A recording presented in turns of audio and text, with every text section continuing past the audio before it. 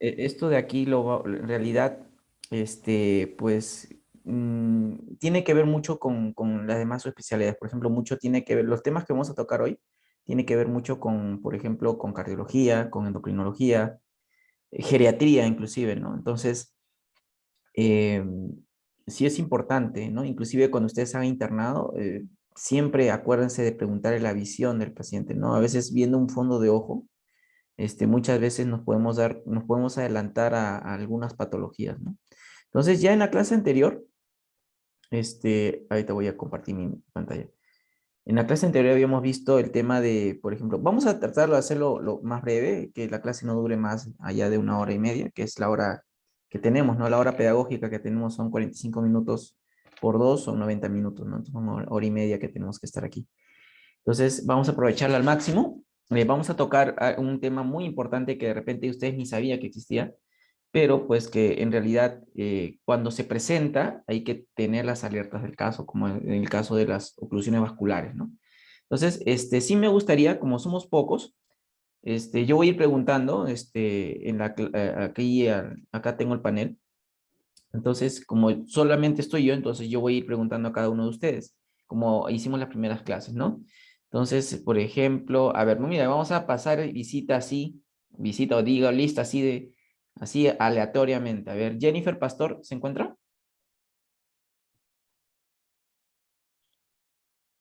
Meli Olarte,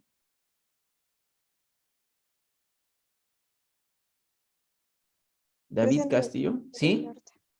Ok, Meli Olarte, ok. Muy bien. ¿Alguna vez has escuchado, Meli, sobre las oclusiones vasculares en la retina? ¿Cuáles crees que son o alguna vez has escuchado? ¿Las qué, doctora? Oclusiones vasculares. O mejor dicho, a No. ver, para que sea más fácil, ¿qué cosa es un infarto? Allá, por ahí vamos a empezar. ¿Qué es un infarto? Un infarto es Con tus la palabras, ¿ah? falta de No lo que dice el la. Harrison, lo que tú crees que es. Ok, a ver, un infarto vendría a ser la falta de oxigenación a una zona, a un tejido, ¿no? Así es, un tejido, ¿qué más? ¿Y esto qué va a provocar? Una Va a palabra provocar importante, va a provocar isquemia. Eso, la necrosis es un grado ya terminal de la isquemia, ¿no? Entonces, a ver, voy a compartir mi pantalla. Creo que todo lo voy a compartir. Ay, bueno, acá está, ya está todo. Listo, entonces ven mi pantalla, creo, ¿no? Acá todas las clases que tenemos que Sí, hacer. doctor. Ya, muy bien. Entonces, sí, en realidad un infarto.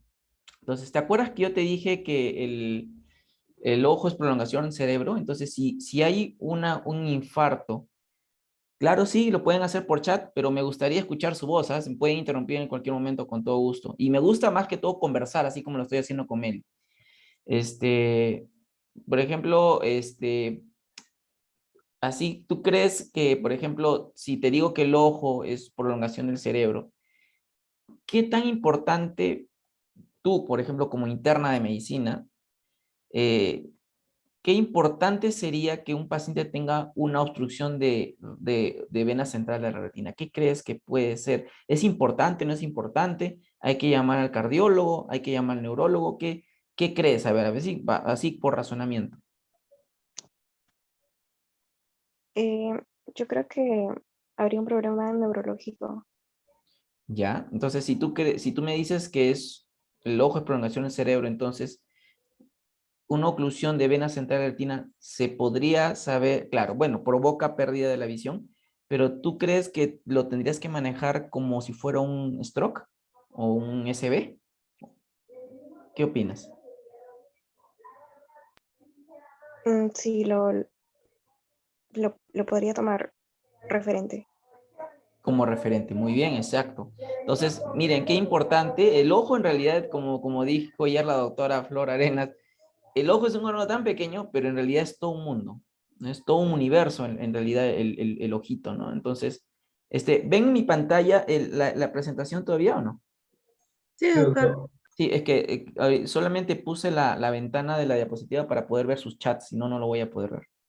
Entonces, muy bien, entonces, ay, caray, disculpen, vamos a... voy a saltarme lo que ya hizo el doctor.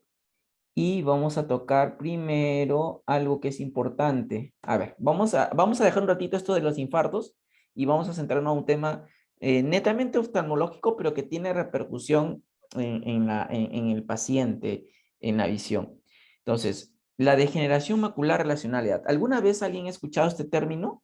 ¿O qué sabe de este término? No sé si alguien por ahí me pueda decir. Si gusta, puede usar el micrófono.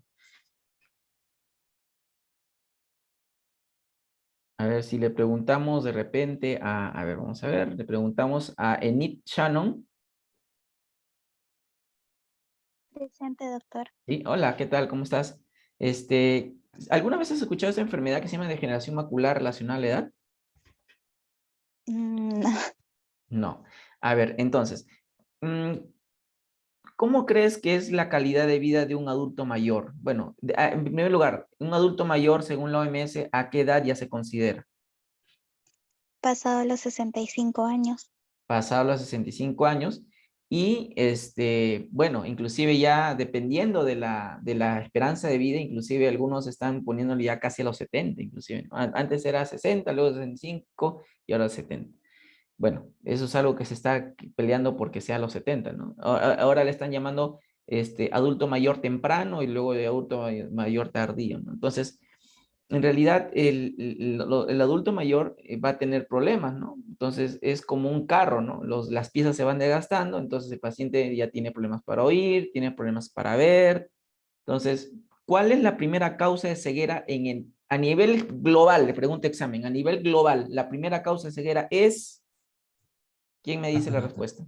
La catarata senil. O sea, si le pones nombre y apellido sería catarata senil.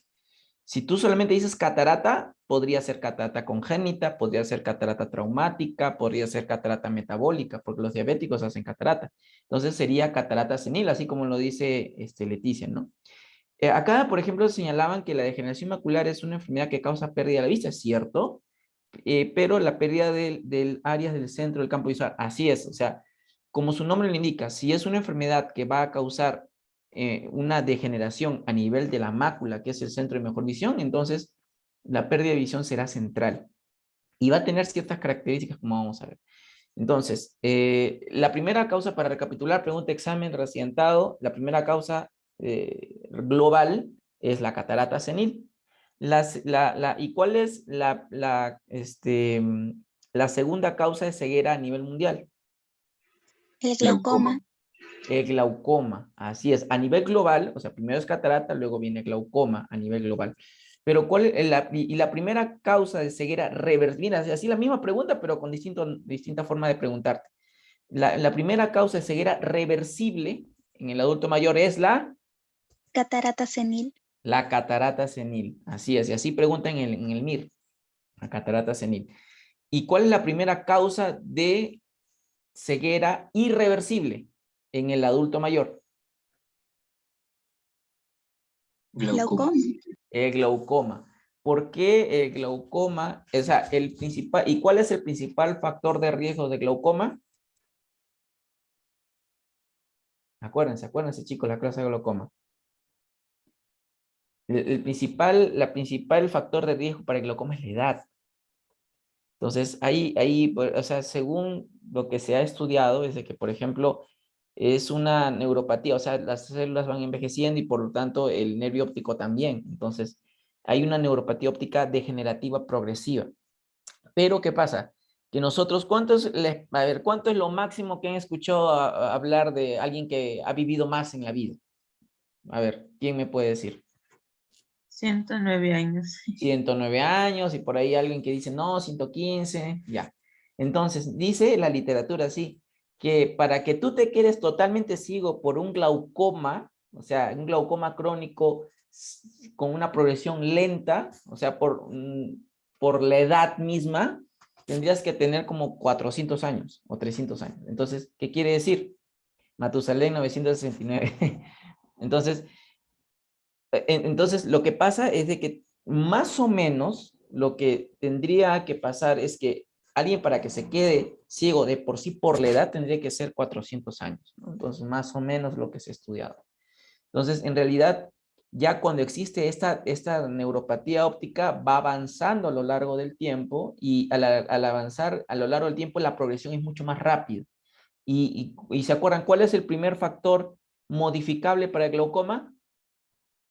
En la cual sobre la edad no puedes modificar, sobre el sexo tampoco, sobre la raza tampoco. Pero ¿cuál es el principal factor de riesgo que se puede modificar en glaucoma? ¿Quién se acuerda? ¿La diabetes? No, no es la diabetes. No es la diabetes. Acuérdense del glaucoma.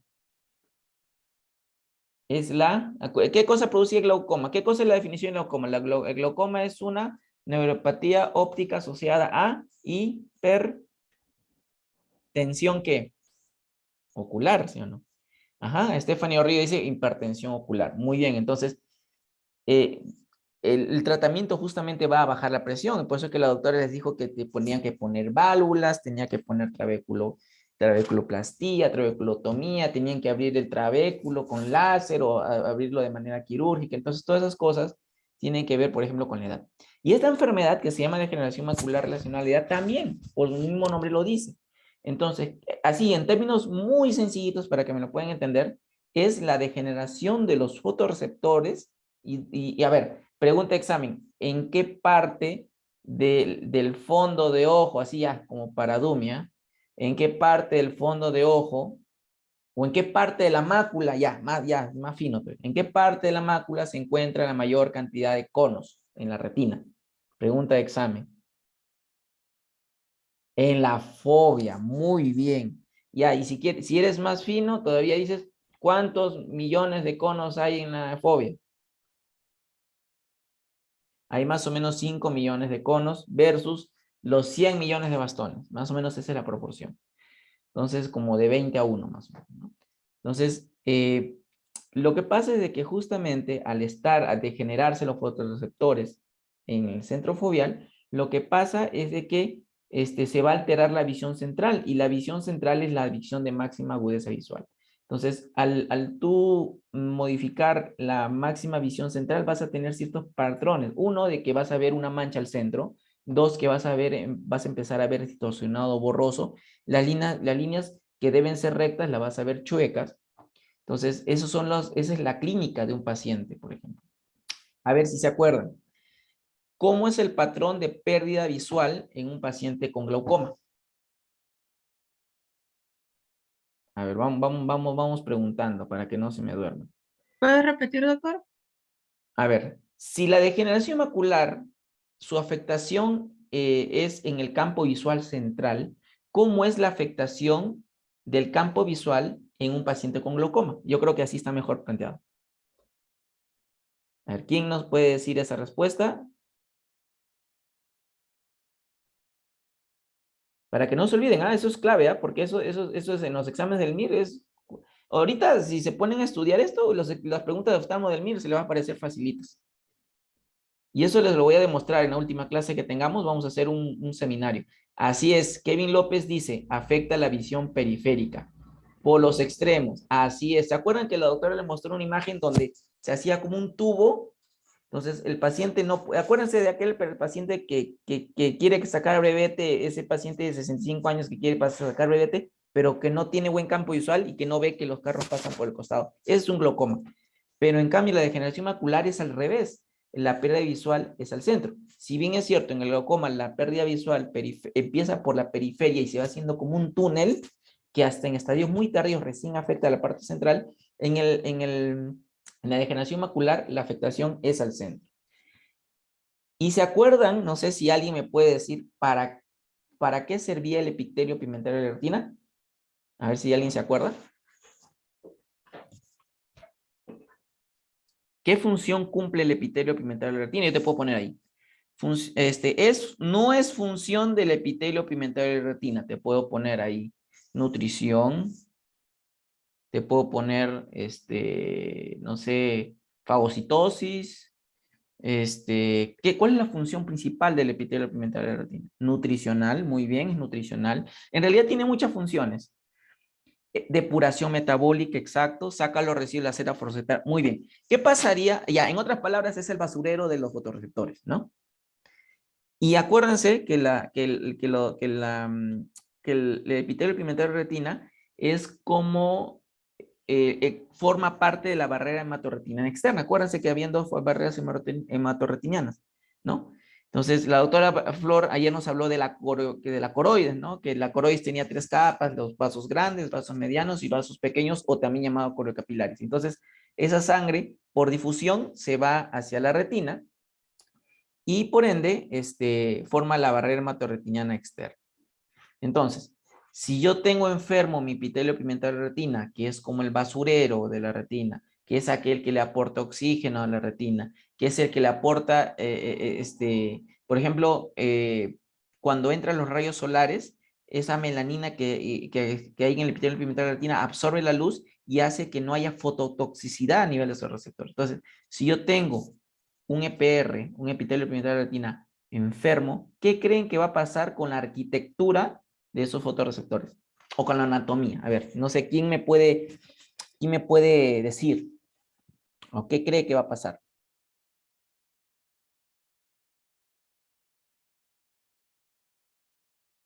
A ver, vamos a preguntar, a ver, a Álvaro Joseph Osorio. Él ya participó algunas veces, pero a ver si está o solamente dejó colgado el celular. A ver, a Araceli, Eduardo Martínez, a Wendy Herrera. Acá hay un nombre nuevo que nunca he visto. Matthews Piererini. No sé si está. A ver que se reivindique. A ver si Matthews Piererini puede participar. La idea es de que ustedes también participen, porque si no participan ni se les va a quedar. Daniela Calizaya. David Rodríguez.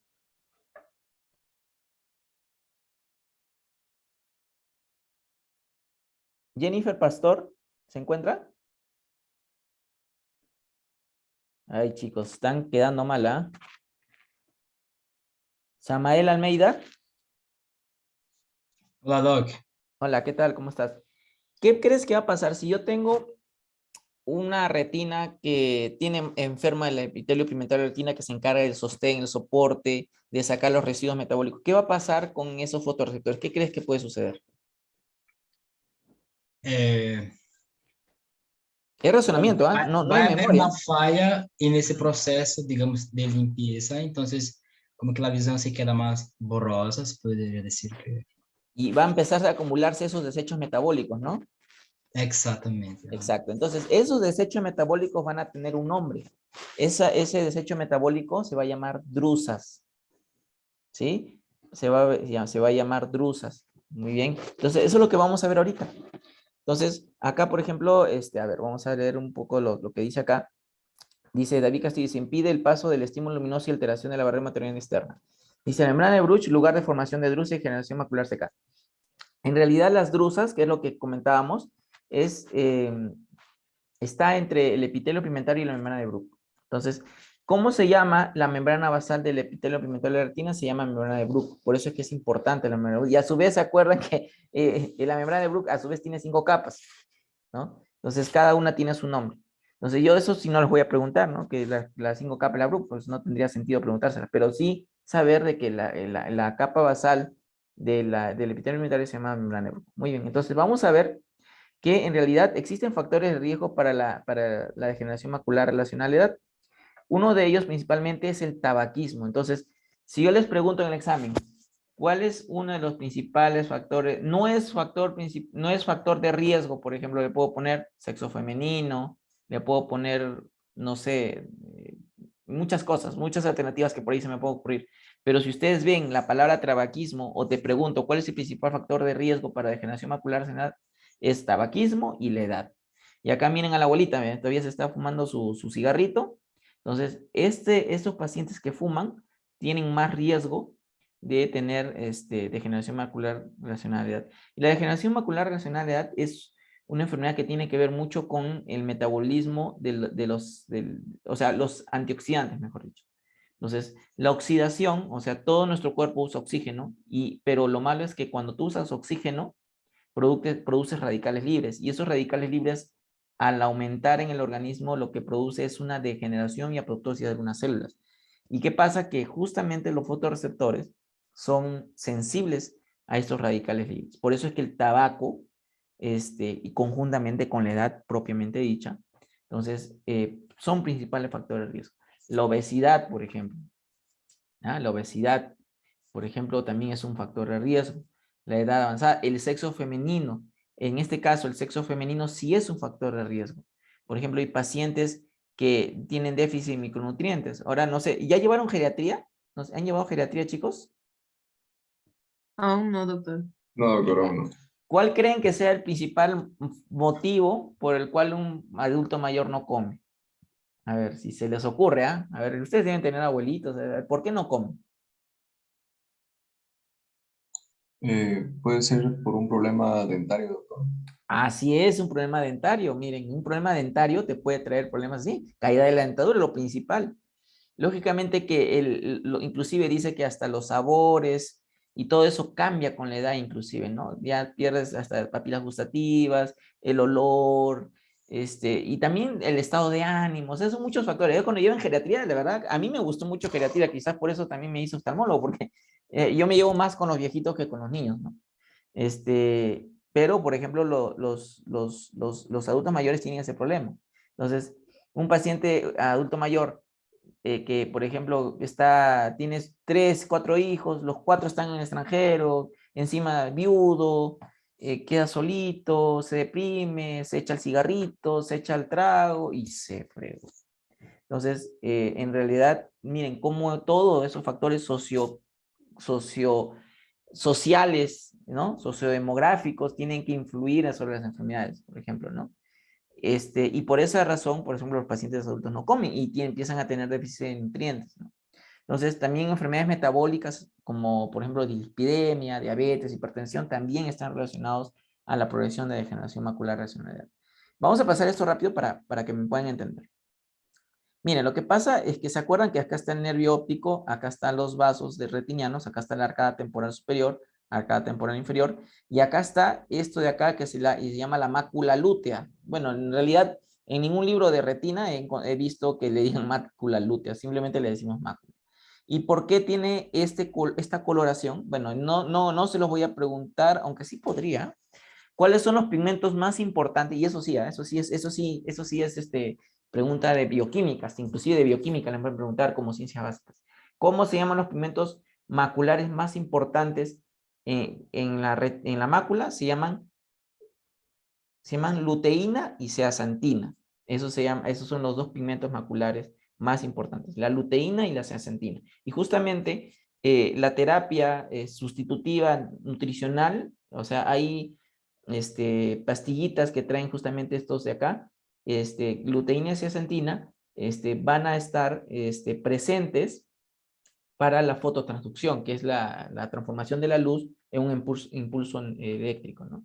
Y justamente, por ejemplo, ya se han hecho estudios, ensayos clínicos que han determinado qué concentración Lo que pasa, les voy a contar la historia, lo que pasa es que en realidad, ¿se acuerdan que en la clase pasada hablamos de mitos y realidades?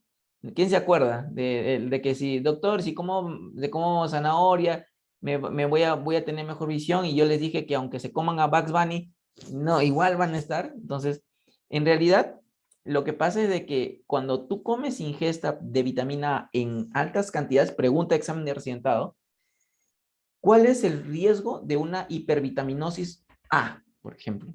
¿Quién dice? A ver. ¿Cuál es el riesgo de una? Y eso cayó, eso por ejemplo, se dieron cuenta en este ensayo clínico, que por ejemplo, al hacer el ensayo clínico sobre degeneración macular relacionada a la edad con suplementos de vitamina A para justamente sustituir este déficit de luteína y zeaxantina, entonces se dieron cuenta de que los pacientes que consumían vitamina A a dosis más elevadas tenían más riesgo de cáncer de pulmón. Entonces, ese era el problema. Por esa razón es que el estudio se llama AREDS, ¿no? El AREDS 1 decía que encontró eso, ¿no? Entonces, hicieron otro ensayo clínico que se llama AREDS 2, donde ya dijeron, bueno, entonces lo mejor para poder suplir esta necesidad de sus pigmentos es mejor darle de frente luteína y zeaxantina.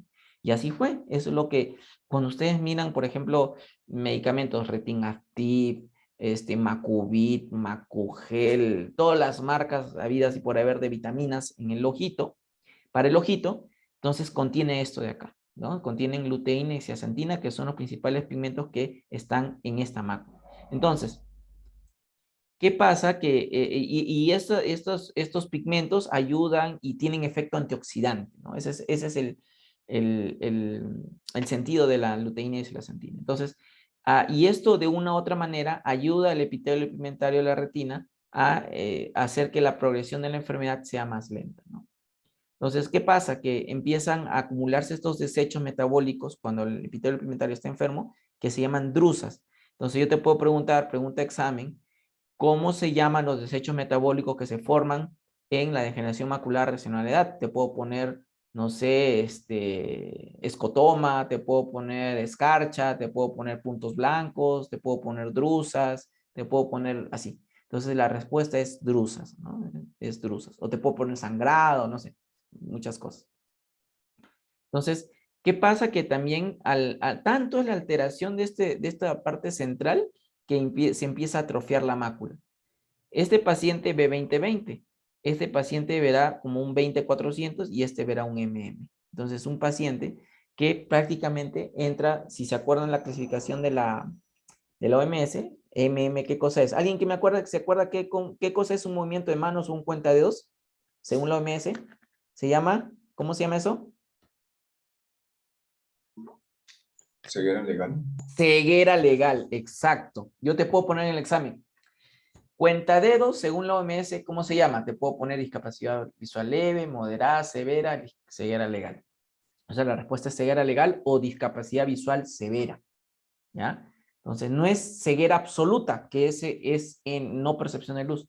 Pero sí, mira, el paciente va a ver una mancha al centro y por los costados va a poder ver. O sea, si ven mi pantalla, el paciente para poder, por ejemplo, ver esta botella, el paciente no la puede mirar así, la tiene que ver así, de costadito. Entonces, ¿por qué? Porque sí el campo visual está, periférico está conservado. Entonces, y hay dos variedades. Hay una variedad seca, donde solamente hay drusas, y hay una variedad húmeda, donde los vasos de la coroides se van a la retina. Y no es normal que haya vasos de la coroides que se van a la retina. ¿Por qué? Porque está el epitelio pigmentario que dice, oye, vasos de la coroides, quédense allí. Yo estoy acá, no pueden pasar a la retina, porque la retina tiene que estar indemne. Entonces los vasos se quedan acá. Pero tan enfermo está el epitelio pigmentario de la retina que los vasos empiezan a subir. Y eso se llama neovascularización coroidea. Y esa es la variante húmeda y seca. Entonces, pregunta de examen. ¿Cuántas variedades de degeneración macular hay? 2. Una húmeda y una seca. Muy bien. A ver, vamos a avanzar. Entonces, en realidad, cuando hablamos, por ejemplo, si hablamos de la seca, es una pérdida de visión más crónica, más progresiva, lenta en el tiempo. También está asociado a la exposición al sol. Por eso es que ahora ha salido de moda eso que, doctor, que me quiero mandar a hacer mis lentes con anti-reflex, con anti-blue defense, con UV y no sé cuánto. Entonces, en realidad sí. En realidad, si tú vas a usar unos lentes para ver, pues te diría, bueno, ya, pues, el que tenga antirreflejo para la computadora para que no lagrimes tanto, pero por ejemplo, que tenga UV, casi todas las resinas traen UV, por ejemplo, ¿no? Ahora, el Blue Defense, que es rayos de luz de onda corta, en realidad son los más dañinos, ¿no? Para la retina. Supuestamente, los rayos ultravioletas son los que van a dañar más la mácula y van a provocar más la degeneración macular relacionada a la edad. Entonces, un paciente con degeneración macular seca va a tener esas drusas o drusen, como lo pueden encontrar en la literatura, drusas o drusen, y es lenta la progresión. Pero en cambio, un paciente que tiene una húmeda, como es un vaso y puede sangrar, la pérdida de visión es súbita. Pero también igual es lentamente progresiva hasta que de un momento a otro, el paciente empieza a perder la visión. Entonces, siempre cuando tenga un paciente con pérdida de visión, pregúntense, ¿la pérdida de visión fue progresiva o fue brusca? Eso es importante, ¿no? Entonces, eso nos da mucho información. Entonces, por ejemplo, esto de acá es una categoría 1 o sea, ese estudio que se hizo para la degeneración macular relacionada a la edad, que se llama ARETS, como acá ven, él clasificó a la degeneración macular. Miren, acá tenemos un fondo de ojo aparentemente normal, Categoría 1. Categoría 2 ya hay unos cambios pigmentarios, o sea, ya hay drusas, no son tan grandes, pero que ya tienen más o menos, cada drusa más o menos tiene un tamaño menos de 63 micras. Son pequeñas. Pero cuando estas drusas empiezan a confluir, ya es una categoría 3 y pueden empezar a tener ya tamaños hasta de 125 micras, o sea, grandes, pueden ser tamaño intermedio grande. Entonces, empiezan a confluir y empiezan a malograr ya todos estos fotorreceptores. Y un estadio 4 es cuando ya prácticamente, miren, la retina toda sanita la retina, pero la mácula está hecho leña. Entonces, ya ahí tenemos un daño severo en los fotorreceptores. Este paciente, así nomás viéndolo, está en movimiento de manos o cuenta de dedos, ¿sí? Entonces, es importante ver, acuérdense, ¿cómo se llaman esos depósitos en la degeneración macular? Se llama drusas. Y, por ejemplo, cuando es una degeneración macular húmeda, es porque es vaso, entonces van a haber hemorragias. Y ahorita vamos a ver alguna foto. Por ejemplo, este más parece un estadio, como que si fuera una cicatriz, porque hubo un vaso y sangró y se quedó así como cicatriz. Entonces, la no exudativa es la más frecuente. Por eso, si te pregunto, ¿cuál es la más frecuente? ¿La exudativa o la no exudativa? La respuesta es no exudativa, o sea, la seca es la más frecuente. ¿Ya? 85-90% de casos. Y el otro 10% será la húmeda. Doctor, pero ¿podrá haber alguna seca que se transforme en húmeda o siempre las secas van a ser secas y las húmedas serán siempre húmedas? Sí, existe un porcentaje más o menos hasta del 20% de pacientes que tienen seca y que pueden migrar a húmeda. Por esa razón es que los pacientes con seca la tienes que seguir por los siglos de los siglos hasta que se muera. Entonces tienes que ver que no vaya a virar hacia una húmeda porque eso sí hace pérdida de visión severa. ¿Sí? Ahorita les voy a enseñar unas imágenes. Por ejemplo, esas son las drusas. Miren, se ven como unos exudaditos. Parecen exudados, pero en realidad no son exudados. Acá no tiene nada que ver que es exudado. ¿Qué significa? Significa que es algo que sale del vaso, que está como transudando, por eso se llama exudado. No, acá no. Estos no son exudados en realidad. Son drusas. ¿Qué quiere decir? Que son acúmulos de pigmento. Generalmente este pigmento que se acumula se llama lipofucsina. Eso no se lo voy a preguntar, pero la lipofucsina, por ejemplo, da esta apariencia, ¿no? Y esas drusas pueden ser confluentes, ¿no? Inclusive no solamente pueden estar en la mácula, sino pueden estar fuera de la mácula. ¿Y cómo se llama cuando está fuera de la mácula? Bueno, eso es algo muy oftalmológico, eso no se lo voy a preguntar. Se llama cambios relacionados a la edad. Así nosotros lo conocemos. También estas drusas se pueden clasificar y dan estas imágenes más grandes. Generalmente hay cambio de pigmento. Generalmente acuérdense que el epitelio pigmentario de la retina es de color, es justamente melanina, es negro. Y como se va cambiando esta pigmentación, va a estar de color, va a estar como decolorado, hipopigmentado. Y acá, por ejemplo, podemos ver, ¿no? Por ejemplo, aquí, a ver, no sé quién me puede decir, esto se llama una atrofia geográfica, pero a ver, ¿quién me puede decir qué es esto blanco? A ver, por razonamiento, ¿qué cosa es esto blanco? ¿O a qué correspondería ese color blanco? A ver, ¿quién me puede decir? Ese color blanco, ¿a qué correspondería?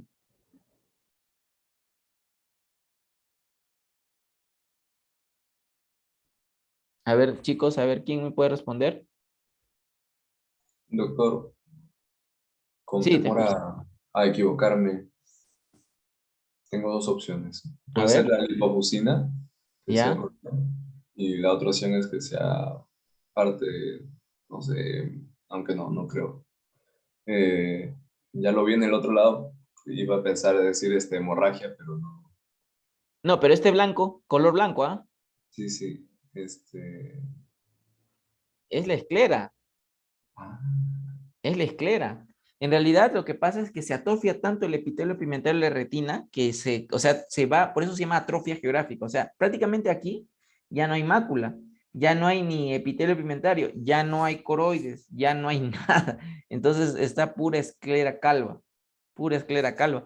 Entonces tiene retina, mire, si ustedes se dan cuenta, por afuera la retina está sanita, pero el problema es en la mácula. Entonces a esos pacientes le va muy mal en su visión. ¿Sí? Entonces, eso es importante. Entonces, a eso se llama atrofia geográfica. Entonces, y esto lo tienen los adultos mayores, ¿no? A partir de los 50, 60 años. Por eso es importante, por ejemplo, a ver, para hacerles un ejemplo, ¿no? Entonces, si yo tengo un paciente que lo encuentro así y le doy suplementos vitamínicos, voy a evitar que progrese a esto. Pero si yo encuentro un paciente así yo le dé vitaminas, le dé Abasbani, no va a mejorar, no va a mejorar. Entonces, por eso es importante que ustedes, cuando sean serumistas, cuando sean internos, sepan que la edad es un factor de riesgo para desarrollar degeneración macular relacionada a la edad y que un diagnóstico a tiempo evita la ceguera. ¿Ya? Entonces, inclusive, o sea, un adulto mayor que no ve es todo un problema. O sea, un adulto que no oye, todavía,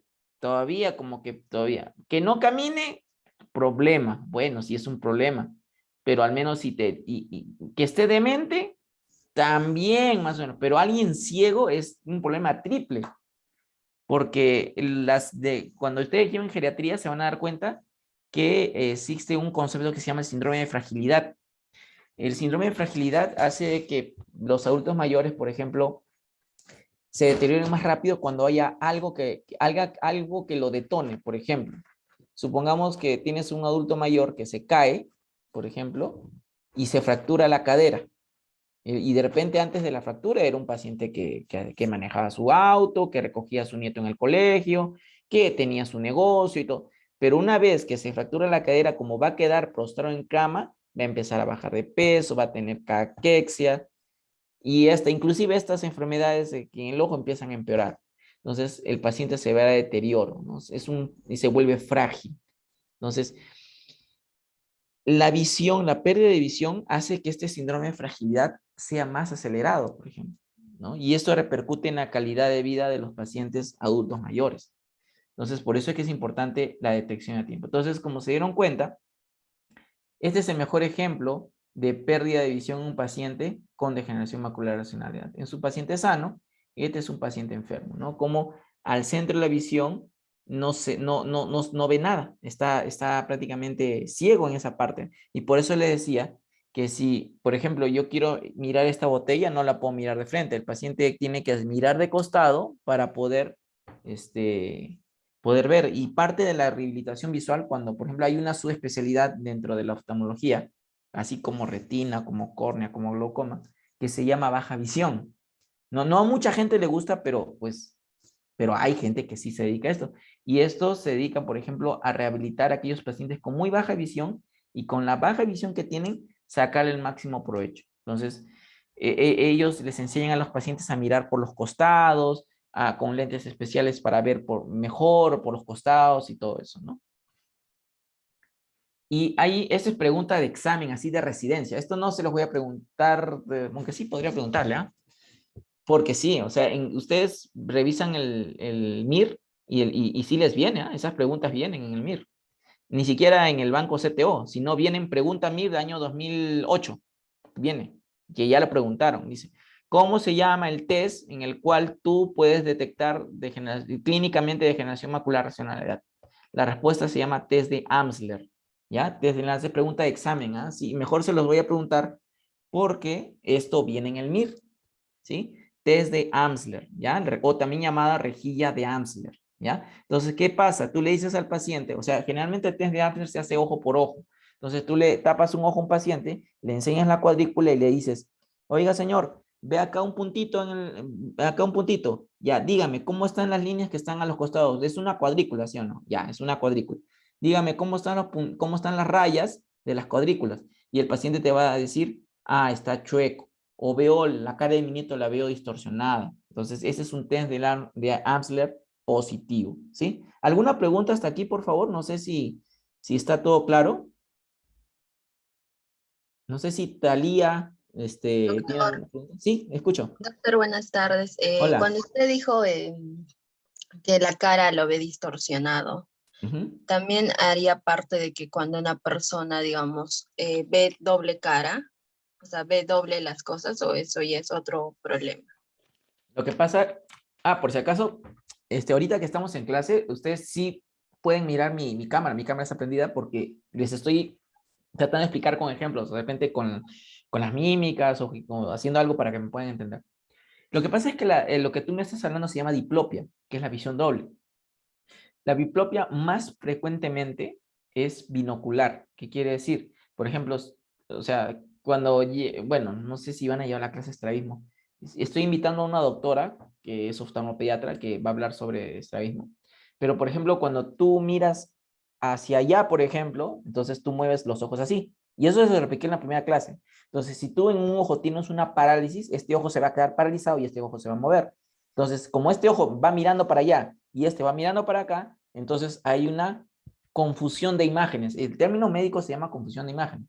Entonces, esa confusión de imágenes, o sea, no hay fusión. Cuando no hay fusión se llama confusión. Entonces, esa confusión de imágenes, el cerebro lo trata de unir, pero no lo va a poder hacer. Entonces, ¿qué hace? Ve doble.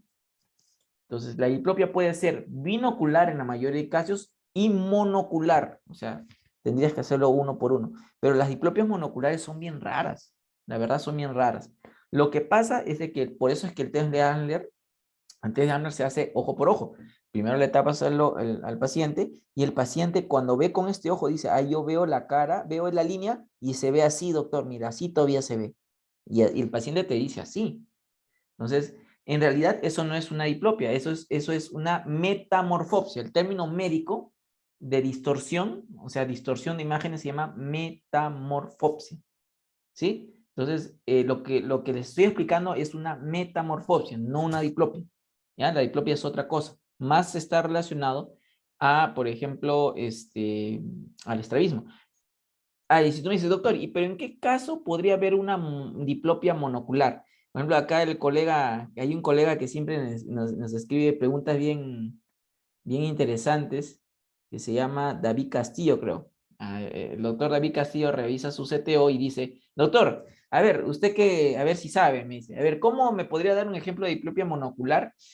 La respuesta es, por ejemplo, una hemorragia diabética en bote, por ejemplo. A ver, creo que acá lo tengo. Voy a salir. Miren, miren, esto se los enseñó el doctor la semana pasada. Cómo un paciente con un ojo puede mirar un lado y otro lado, o cómo puede hacer eso. ¿Cómo se justificaría? A ver, yo acá tengo la foto. Por acá la tengo. Y eso se puede dar, por ejemplo, a un paciente diabético. Miren. Esta foto, espérate, ahorita la saco. Ya, aquí, por ejemplo.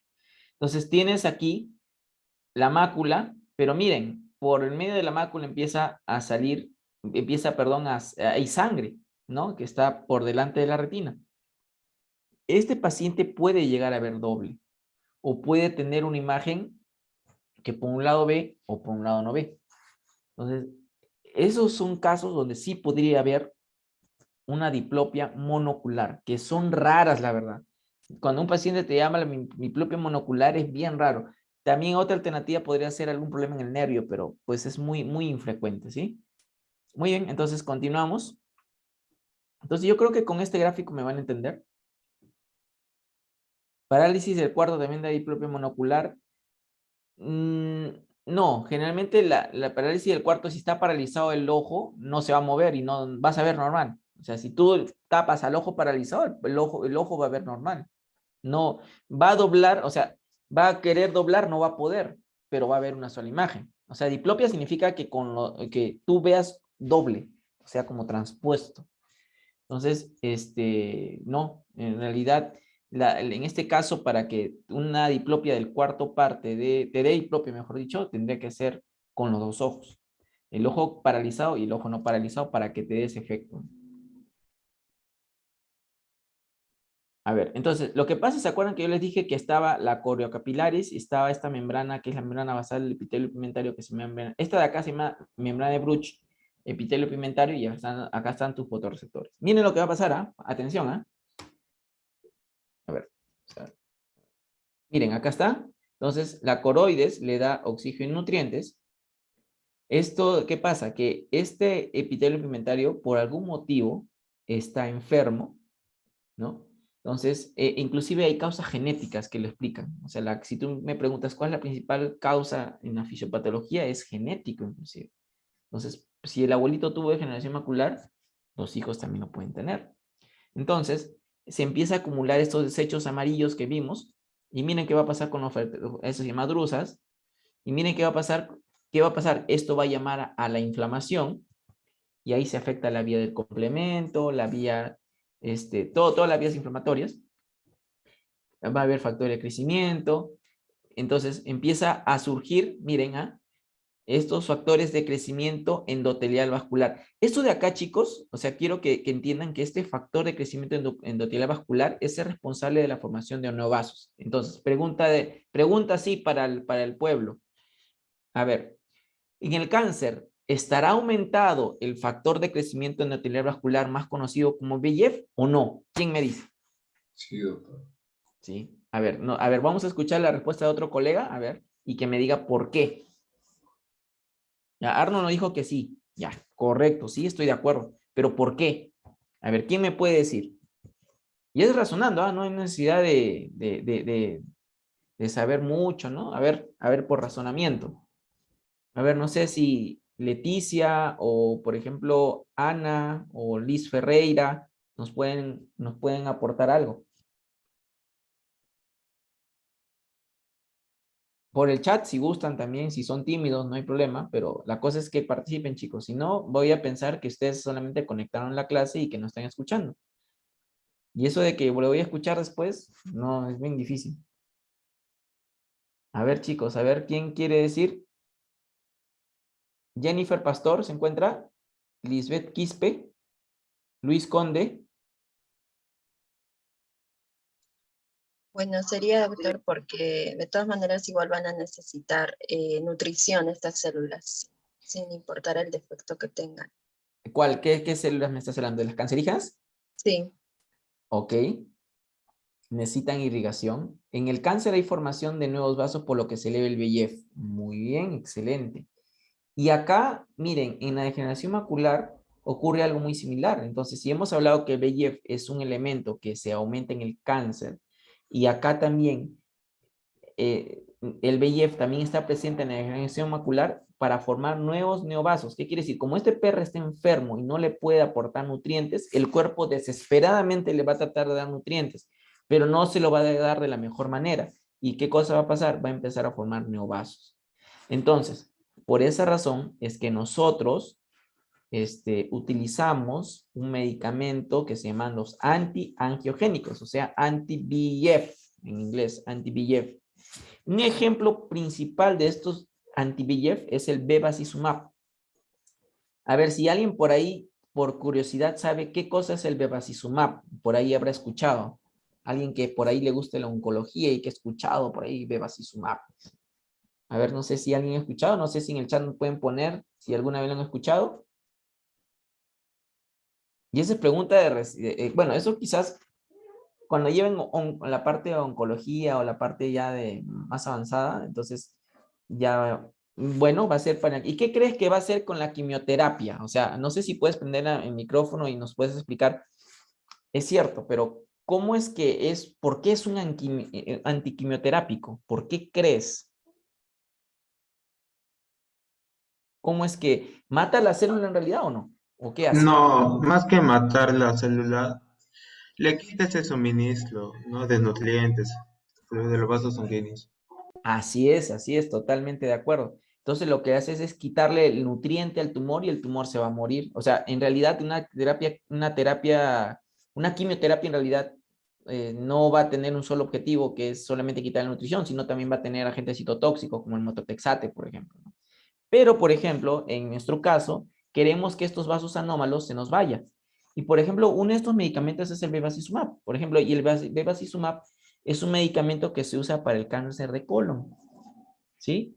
El cáncer de colon. Entonces, cuando se hizo los ensayos clínicos para bevacizumab, acá lo voy a escribir. Se llama bevacizumab.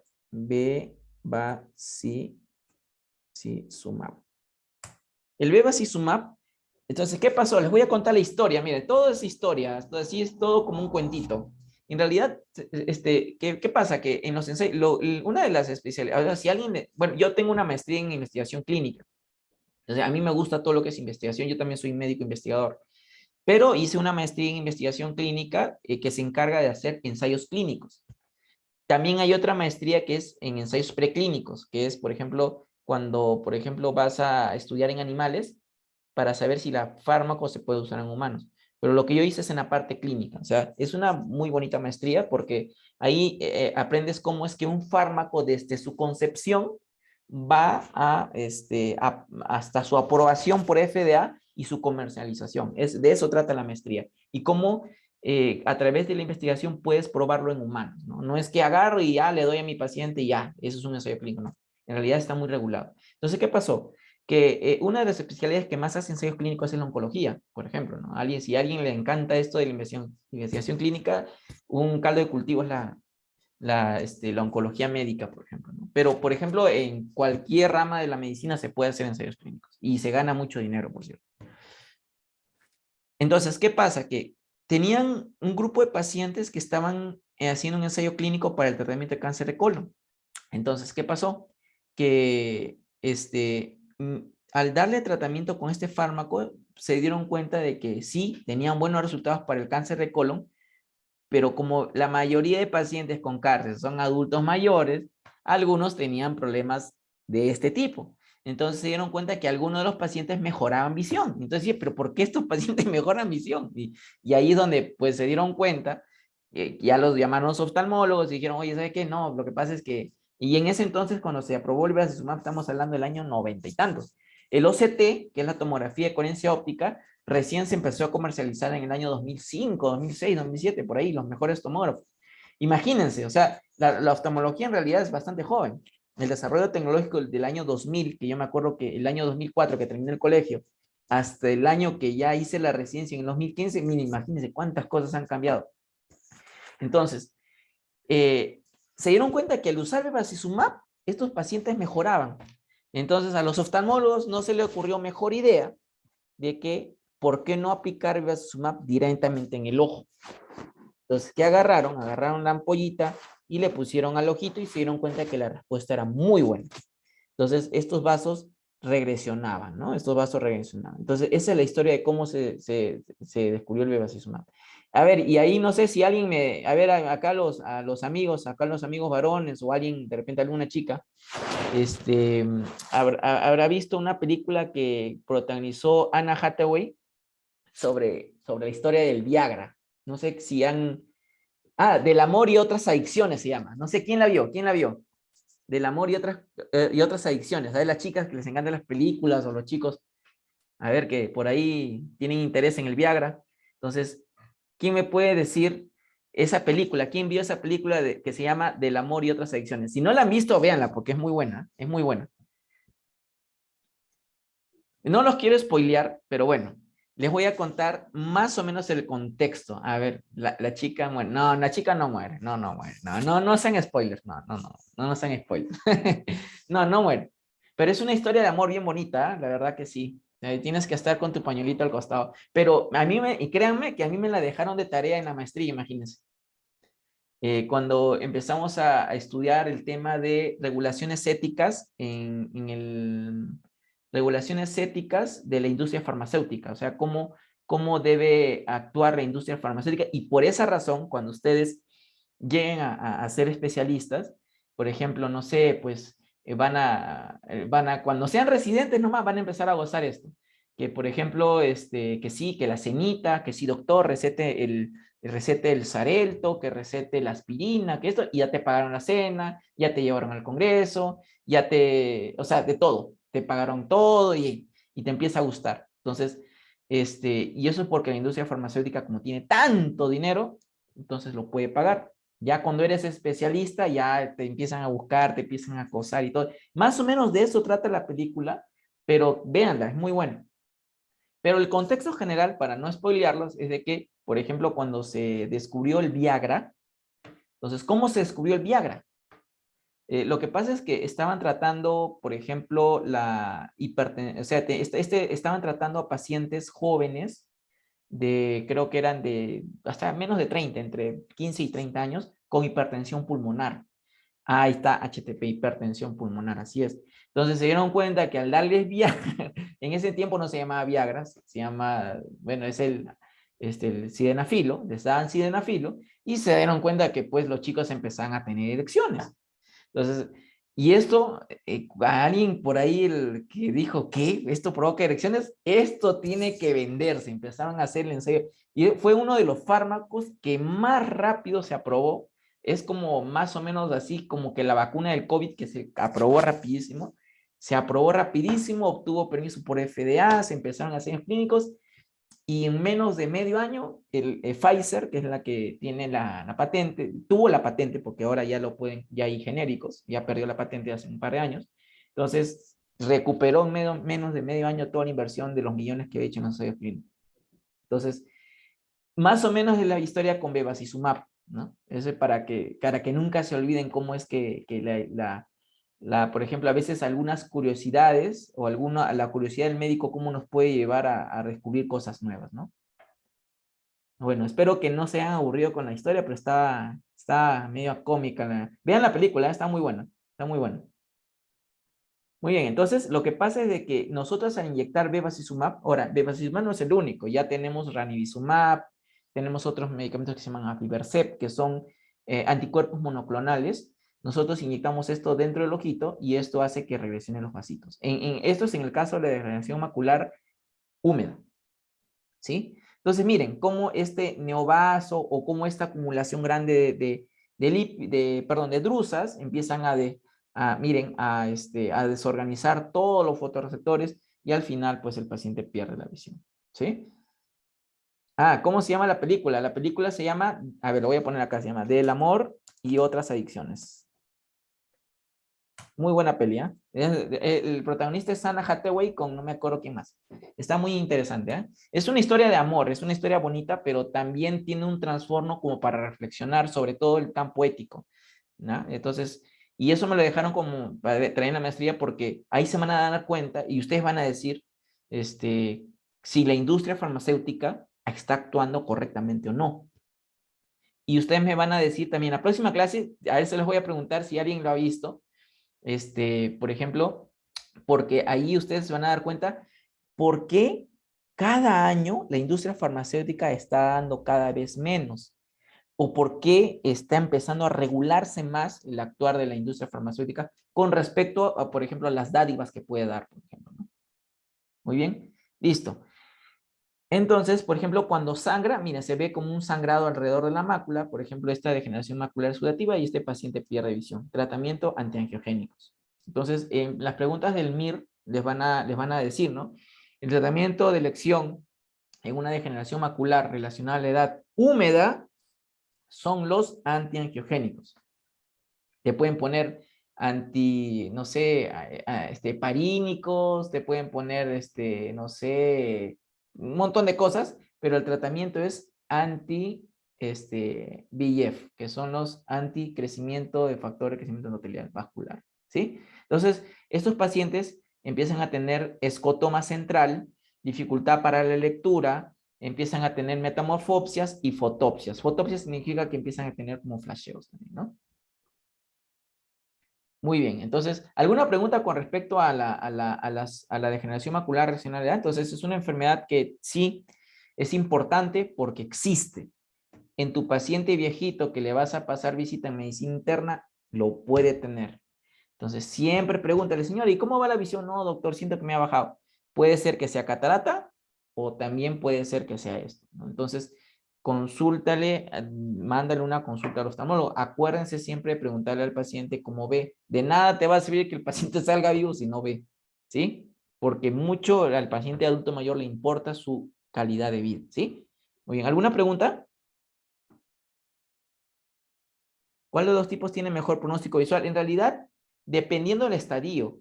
Pero, por ejemplo, la pregunta es un tanto controversial hasta cierto punto, pero, por ejemplo, si tú detectas una degeneración macular seca en un estadio 2, con antioxidantes lo controlas bien.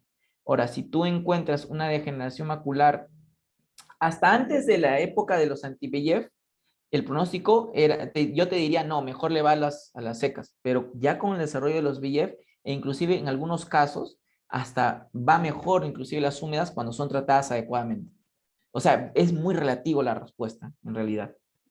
Pero en realidad las dos te pueden alterar. La diferencia es que la húmeda es rápidamente progresiva. Si, por ejemplo, el paciente le bajó la visión hoy y se aparece en consulta en 3 meses, ya no va a ser lo mismo que haberlo tratado en el mismo mes. O sea, ahí creo que va la explicación a tu pregunta. ¿Sí? Es mucho, tiene que ver el pronóstico. Acuérdense, así como los neurólogos dicen que tiempo es cerebro, nosotros decimos que tiempo es cono y bastón, o tiempo es fotorreceptor, ¿no? Eso es lo que nosotros decimos. Muy bien, entonces, al inicio de la clase estábamos hablando de la obstrucción de vena y rama de la retina, y pues yo creo que el primer concepto que deben tener es que el ojo es prolongación del cerebro. Entonces, si se infarta el ojo, significa que el cerebro se puede infartar en cualquier momento. Y si se infarta el cerebro, ese paciente, ¿cómo se llama eso? ¿Se llama riesgo? ¿Cómo se llama? A ver, ¿quién me puede decir? Cuando un paciente tiene riesgo a tener infartos, ¿cómo se llama eso? ¿Y por qué puede ser? A ver, ¿quién me puede decir? Riesgo, a ver, ¿quién me dice? A ver, ya no se los quiero decir, a ver. A ver, no sé si nos pueden decir alguien. Eso es pregunta de medicina interna. Cardioembólico. Mira, acá Caroline ya nos dio la respuesta. Bueno, en realidad lo que tú me quieres decir con riesgo cardioembólico tiene su nombre que se llama riesgo cardiovascular. ¿Y por qué ocurre el riesgo cardiovascular? ¿Quién me puede explicar por qué ocurre este riesgo cardiovascular? ¿Cuáles son los factores de riesgo y qué se produce a nivel de la íntima o el endotelio de los vasos? ¿Quién me puede decir? A ver, vamos a pensar. A ver, chicos, ustedes pueden. ¿Hay una disfunción endotelial? Correcto, hay una disfunción endotelial, ¿no? Ahí se libera el óxido nitroso, se empieza a liberar muchas cosas. Pero, ¿qué hace de que tú tengas disfunción endotelial? Vamos más atrás todavía. A ver, ¿qué hace que tú tengas esa disfunción endotelial? Porque de ahí viene el nombre riesgo cardiovascular. A ver, chicos, vamos, ustedes pueden. Por algo ustedes están en uno de los mejores lugares en el NAN. Hábitos nocivos como fumar, alcoholismo, HTA, dislipidemia. Exacto. Por eso se llama riesgo cardiovascular. Declive hemorrágico, antihemorrágico, claro. Lo que pasa es de que, claro, todo se empieza. Triada de Birkhoff, exacto. La triada de Birkhoff es lo que va a explicar. Ya si tú hablas de la fisiopatología de la obstrucción, propiamente dicha es la triada de Birkhoff. Pero la triada de Birkhoff se aplica en todo el cuerpo, ¿no? Que es la éstasis, la hipercoagulabilidad, ¿no? Entonces, todo eso de allí forma parte de la triada de Birkhoff, ¿no? ¿Y qué hace que, por ejemplo, uno de los cambios hematológicos de la diabetes es de que hay más éstasis sanguínea, o sea que la sangre se vuelve más espesa, por ejemplo. Y ese es uno de los componentes de la triada de Birkhoff, ¿no? La pérdida del equilibrio hemorrágico, antihemorrágico, sí, también tiene que ver, eso es más que todo relacionado con la función endotelial, ¿no? La pérdida del equilibrio hemorrágico, antihemorrágico, eso tiene que ver más con la agregabilidad plaquetaria, ¿no? Es eso, pues, cuando hay disfunción endotelial, hay más agregación de plaquetas, y eso, ¿qué forma a ver, ¿quién me dice? ¿Forma a ver, ¿quién me dice, chicos? Un trombo, un trombo, y el otro nombre que se llama... Exacto, Caroline dice placa de ateroma, exacto. Ahora, si vamos un poco más allá, vamos a preguntarle a ver si Caroline y Arnold están que participan, pero yo quiero que participen los demás también. A ver, no sé si Álvaro Osorio o alguien más está allí, por favor. ¿Cuál es la composición de estas placas de ateroma? Eso ya es pregunta de Nana, eso sí, ¿eh? Dice, a ver. Las células espinosas, los lípidos, así es. Entonces, a ver, para recapitular, entonces, los ateromas, ¿de qué pueden ser? La principal causa son las placas de colesterol, ese sí, es cierto, pero también hay de otra composición. ¿Cuál es la otra composición? Calcio, por ejemplo, calcio, las placas de calcio. Entonces, Si, por ejemplo, hablamos del corazón, por ejemplo, eso van a tocarlo en cardiología, no, creo que ya llevaron cardiología, entonces esas células espumosas, todo ya. Entonces, si estamos hablando del corazón y estamos hablando de un infarto de miocardio, entonces, ¿a qué nivel ocurre esa acumulación de placas de ateroma? En el corazón, estamos hablando, ¿no? En el corazón. ¿En dónde? ¿A qué nivel? En las coronarias, por eso se llama síndrome coronario o infarto coronario. Muy bien. Entonces, el lugar de la trombosis va a ser a ese nivel. Ahora, la pregunta que yo les hago, pregunta de residentado médico. ¿A qué nivel ocurre principalmente las trombosis que van a dispararse para el ojo para que ocurra esta sustitución de arteria y vena? ¿A qué nivel? Ahí los agarré, creo. No es coronaria, no, están lejos. La retina es donde se va a tapar, ¿no? Shannon dice en la retina. Ya, a ver, ¿cómo se llama esa? A ver, ustedes que les encanta la cardiología, ¿cómo se llama esa arritmia donde es disparadora de trombos? Ahí está, Arnold ya lo dijo. FA, fibrilación auricular, ya. Bacán, sí, puede ser. Ya. Miren, y hay una diferencia. En el paciente joven, 30, 40 años, sí una valvulopatía o una disfunción valvular mitral, sí te va a dar, puede dar una obstrucción de vena. Sí, en el joven. Pero en el adulto mayor no es a nivel de las válvulas, de la válvula del corazón, sino es a otro nivel. A ver, piensen chicos, yo quiero que piensen. Utilicen el cerebro. A ver, vamos a ver. La materia gris, ¿qué dice? A ver, ¿a qué nivel? Miren, yo les diría que está acá. Acá está, a este nivel. Si ven mi cámara, acá está la respuesta. ¿A qué nivel? Ya por ahí leí la respuesta. A nivel de las carótidas. Muy bien. A nivel del seno carotidio. Ajá, de la bifurcación de las carotidas. ¿Y de quién es rama de la bifurcación? Del seno carotidio, exactamente, de la bifurcación de las carótidas. Entonces, ¿la arteriostálmica rama de quién es? A ver, la arteriostálmica rama de quién es? Carótida interna. Entonces, en esa bifurcación, ya, pero tirando más a la carótida interna, es donde los pacientes adultos mayores van a tener un síndrome ateromatoso. Ahí donde se va a formar las placas de ateroma y de allí, a partir de allí, es donde los adultos mayores van a disparar este émbolo aquí, al ojo. Entonces, si yo tengo un paciente con una obstrucción de vena, sea de vena o sea de arteria, entonces tengo que pensar, si es adulto mayor, este problema está acá. Si es paciente con una obstrucción, pero que tiene 15, 20, 30, 40 años, yo no pensaré que está acá, en las válvulas, ¿sí? Ya, y a ver, ustedes que les encanta la cardiología, entonces, si yo tengo un adulto mayor que tiene una obstrucción de arteria, de arteria o de vena, o obstrucción vascular en la retina, ¿qué examen yo le diría al cardiólogo que le haga? A ver, chicos, ya se está poniendo interesante, ¿sí o no? Bueno, un ecocardio sí, para complementar el estudio, pero hay algo más selectivo todavía.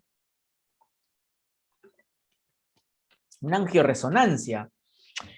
Bueno, pero pues angiografía, fondo de ojo. Bueno, sí, de hecho que sí, el fondo de ojo sí te va a ayudar. Ya con el fondo de ojo tú dices que tiene un infarto en el ojo, ya. Pero, ¿cómo tú descubres dónde está ese infarto?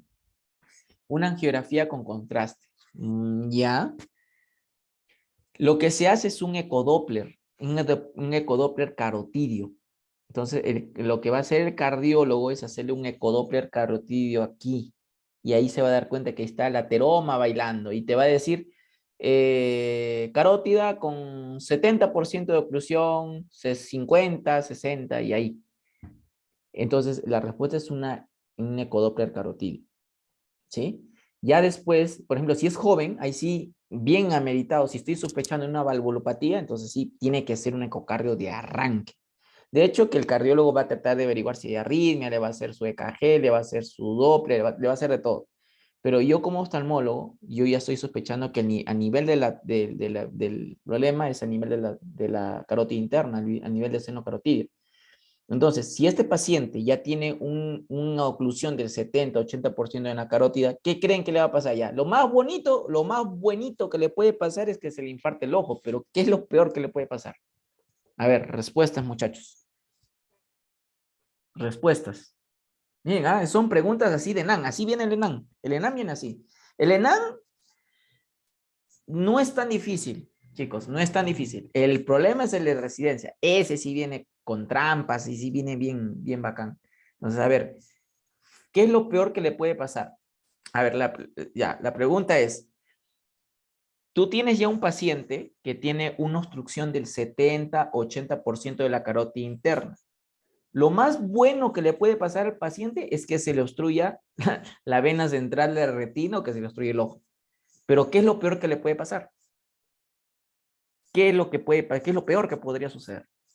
A ver, quiero que piensen, ¿qué puede pasar? ¿Un ACV? Un ACV isquémico, así es. Un ACV isquémico, así es. Muy bien, Lisbeth, muy bien, exacto, es un ACV isquémico. Muy bien, Lisbeth, recién te estoy conociendo, Lisbeth, tienes que participar más, y todos los demás también. Entonces, es un ACV isquémico. Entonces, por esa razón es que nosotros decimos, si ya se infartó el ojo, ya se va a infartar el cerebro y ya se va a infartar el corazón. Entonces, cuando ustedes detecten, tienen un paciente que esté hospitalizado y que diga, doctor, me bajó la visión, de la nada, ojo, ya tienen que llamar al oftalmólogo, ya tienen que ir diciéndole a su residente que están allí, conocen internos, oye, doctor, ¿y si es una obstrucción de vena? ¿O de vena central de la retina? Le baja la visión bruscamente, ¿ah? Y encima tiene los lípidos elevados y tiene acá en la carótida y tiene un problema valvular, es usuario de heparina. Entonces, ya con eso ya créanme que ya se ganaron el cielo. ¿Sí? Muy bien. Muy bien. Entonces vamos a ver las fotitos. Yo creo que así se prende. Entonces, las oclusiones venosas pueden ser de vena y arteria. Tanto de vena y arteria puede ser de toda la vena o puede ser de una ramita. Entonces, si queremos llamarle con nombre y apellido, podría ser oclusión de rama central de la retina o oclusión de toda la vena central de la retina o así igual lo mismo para la arteria. Entonces, esto siempre viene en el MIR, viene a cada rato. Acá lo preguntan de diversas maneras. Estas preguntas de mira, te dicen, paciente 64 años, con fumador, que tiene antecedentes lipidémicos, presenta disminución brusca de visión en ojo izquierdo, porque este es un ojo izquierdo, y presenta hemorragias en flama. ¿Cuál es el diagnóstico más probable desde el punto de vista oftalmológico? Entonces, para que nunca se olviden, lo más característico de una obstrucción de vena central de la retina son las hemorragias en flama, y se las presento, aquí está. Es una hemorragia en flama, ¿ve? Mira, en flama. Y ven, miren cómo están tortuosos estos vasos. Estos vasos, aparte esta tortuosidad me revela que es un paciente con una retinopatía hipertensiva también. Y también, ¿qué pasa? ¿Qué pasa? ¿Qué significa? Que como se obstruyó la vena, se está infartando todo el tejido retiniano y por ende está hipóxico este tejido. Y al estar hipóxico, se inflama la mácula y da un edema macular secundario.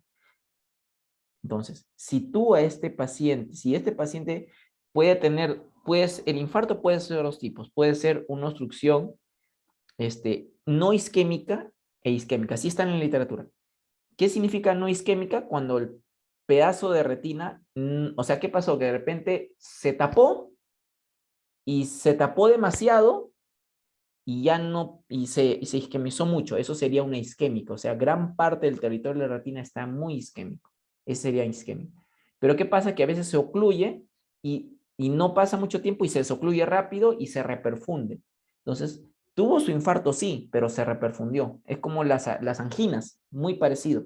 Entonces, eso se llama que de repente la afectación no es, la isquemia no fue tan extensa y eso le llamamos una obstrucción no isquémica. Muy bien, entonces, esto es, por ejemplo, si tú me preguntas cuál es más frecuente dentro de las oclusiones venosas, es más frecuente las de rama que las de vena central de la retina. Entonces, las de rama, las oclusiones de rama, por eso, ORBR, que significa oclusión de rama venosa de la retina, es más frecuente que la oclusión de la vena central. ¿sí? Más frecuente en pacientes adultos mayores. Y, por ejemplo, lógicamente estos pacientes, por ser hipertensos, tienen algunos cambios relacionados a la hipertensión arterial en el ojo.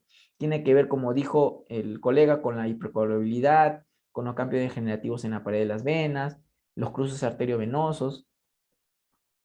Entonces, al cruzarse los vasos, por ejemplo, la arteria, que tiene una capa elástica que no se deforma, a diferencia de la vena, que sí no tiene esa capa de elastina, la arteria al pasar encima de la vena la va a ahorcar, por así decirlo. Entonces, estos cambios vasculares hacen que se ahorque.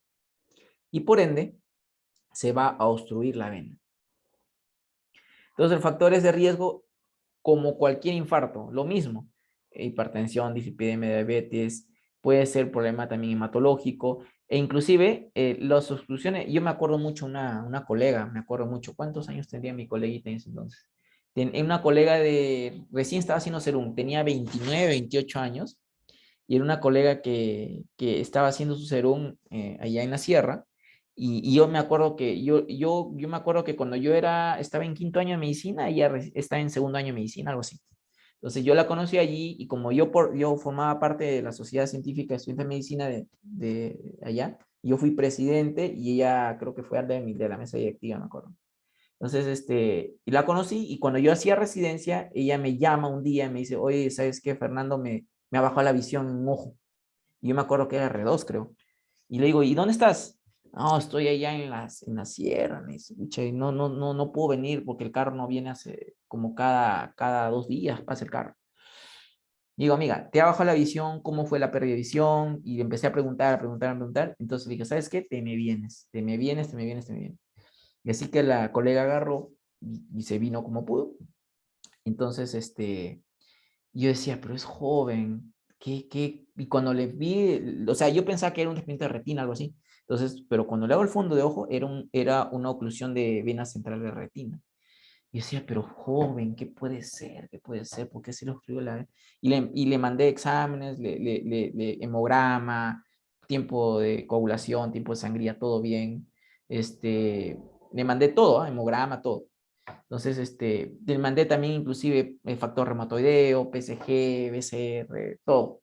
Entonces, y no sé cómo le hago la pregunta, y le digo, oye, ¿y algún medicamento que usas? Le digo, no, nada, me dice.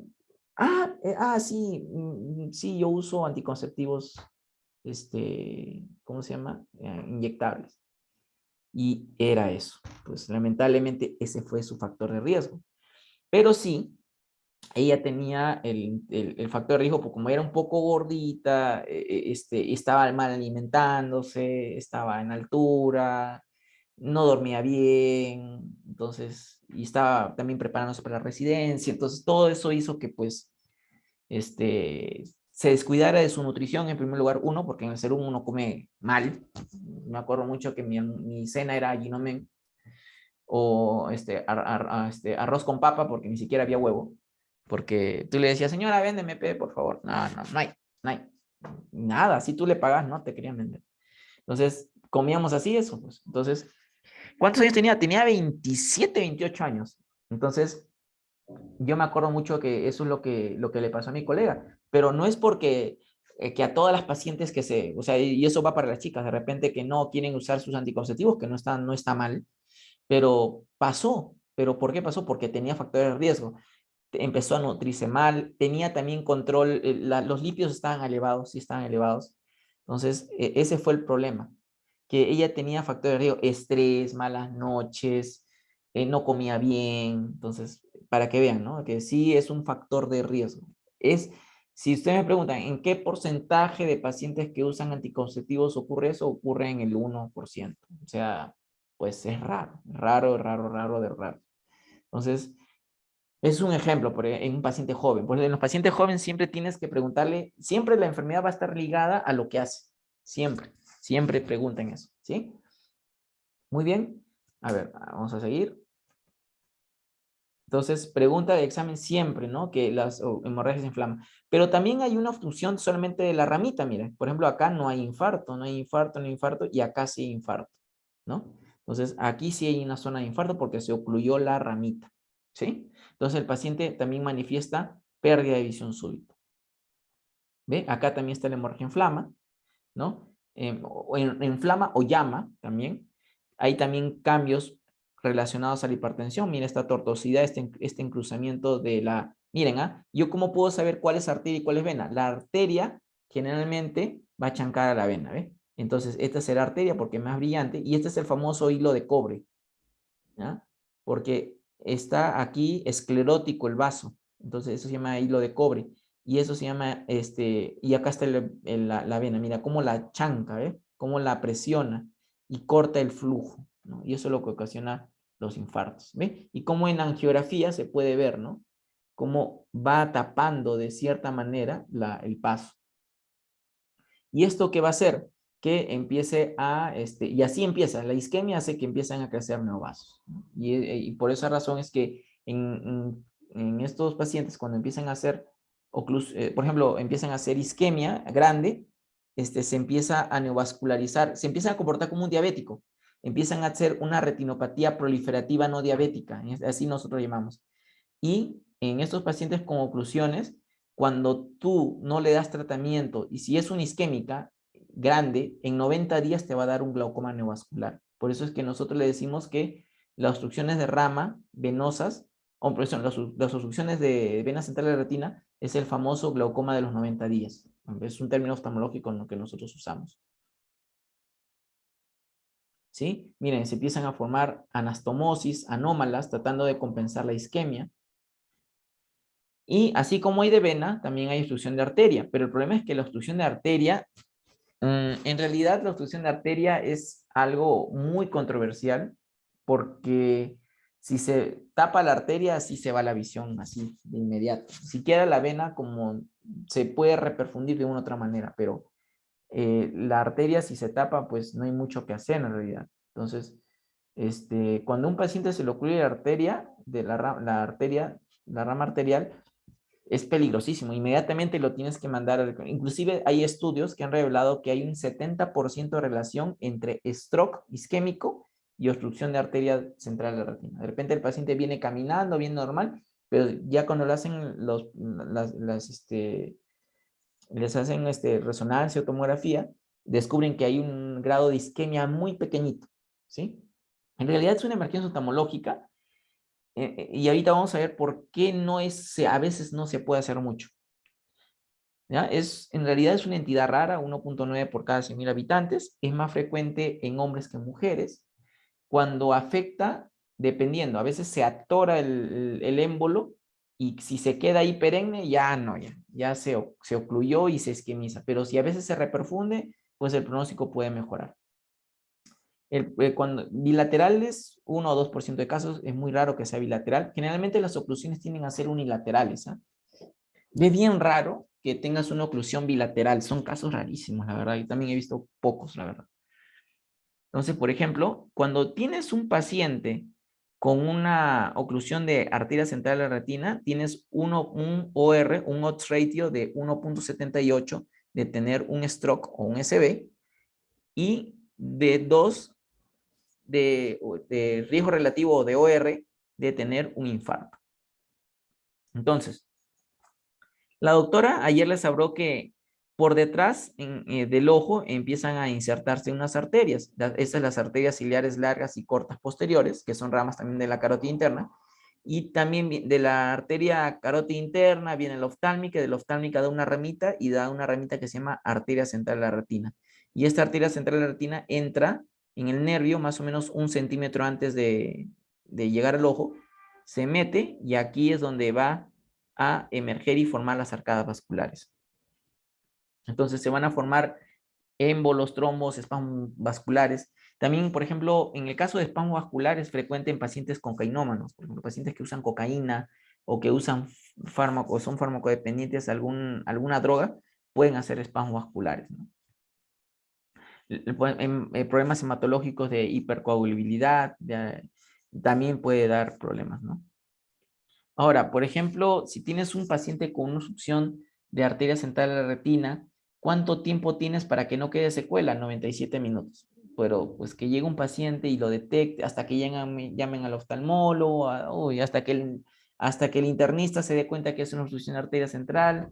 Aquí el síndrome cardinal, el síntoma cardinal es pérdida de visión súbita, así de plano. Ya con 105 a 240 minutos hay daño parcial y más de 240 minutos ya hay un daño permanente e irreversible, ¿sí? Entonces aquí, bueno, como oftalmólogos, nosotros nos dicen con 90 minutos, 97 minutos no hay daño, con 105 a 240 más o menos y más de 240 sí es daño irreversible. Entonces una pérdida brusca, en realidad no duele, es una pérdida brusca e indolora de la visión y ¿cuál es lo característico? Pregunta de recientado, pregunta del MIR, la famosa mancha rojo cereza. Entonces, ¿qué pasa?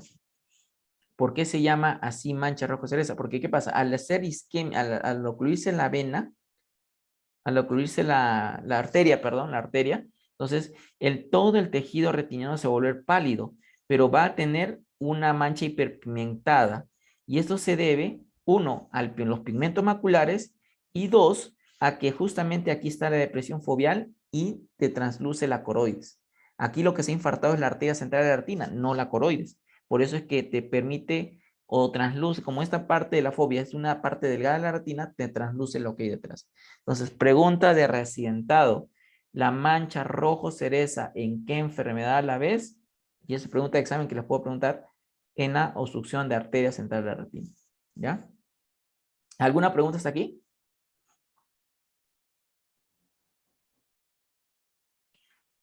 A ver, vamos a ver, ¿alguna pregunta?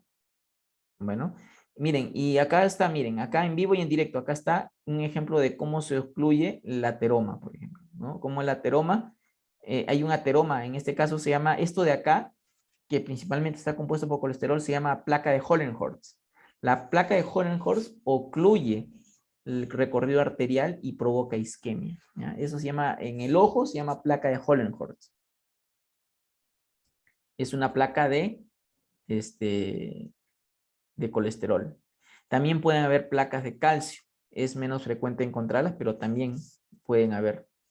Y esta mancha rojo cereza, o sea, la retina pálida y solamente queda como pigmentado la mácula, justamente la fobia, porque, como les digo, puede ser, por como es delgada la retina allí, se transluce la coroides y por los pigmentos maculares. Entonces, ¿cómo nosotros nos damos cuenta qué fue, qué tipo de oclusión es?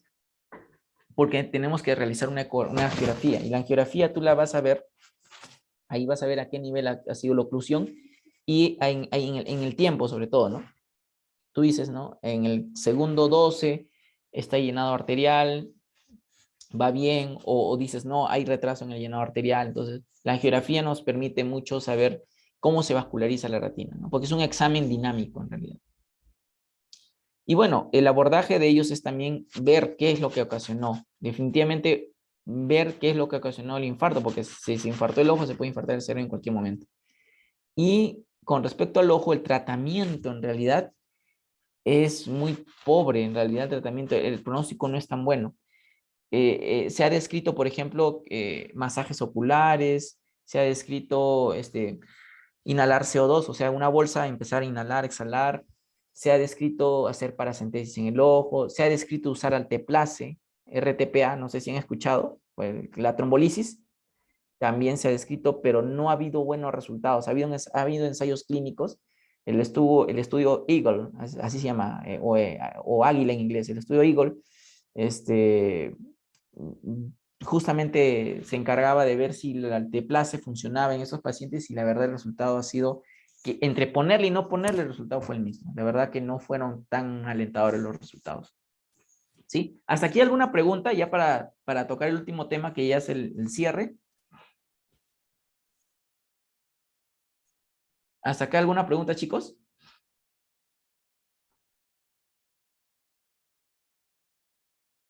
Muy bien, entonces vamos a ver el último tema que se llama desprendimiento de retina, que es algo que es frecuente, si es frecuente, ocurre, es una de las principales causas de pérdida de visión súbita, ¿ya? Súbita. Entonces, vamos a ver. Entonces, en realidad, ¿qué cosa es el desprendimiento de retina?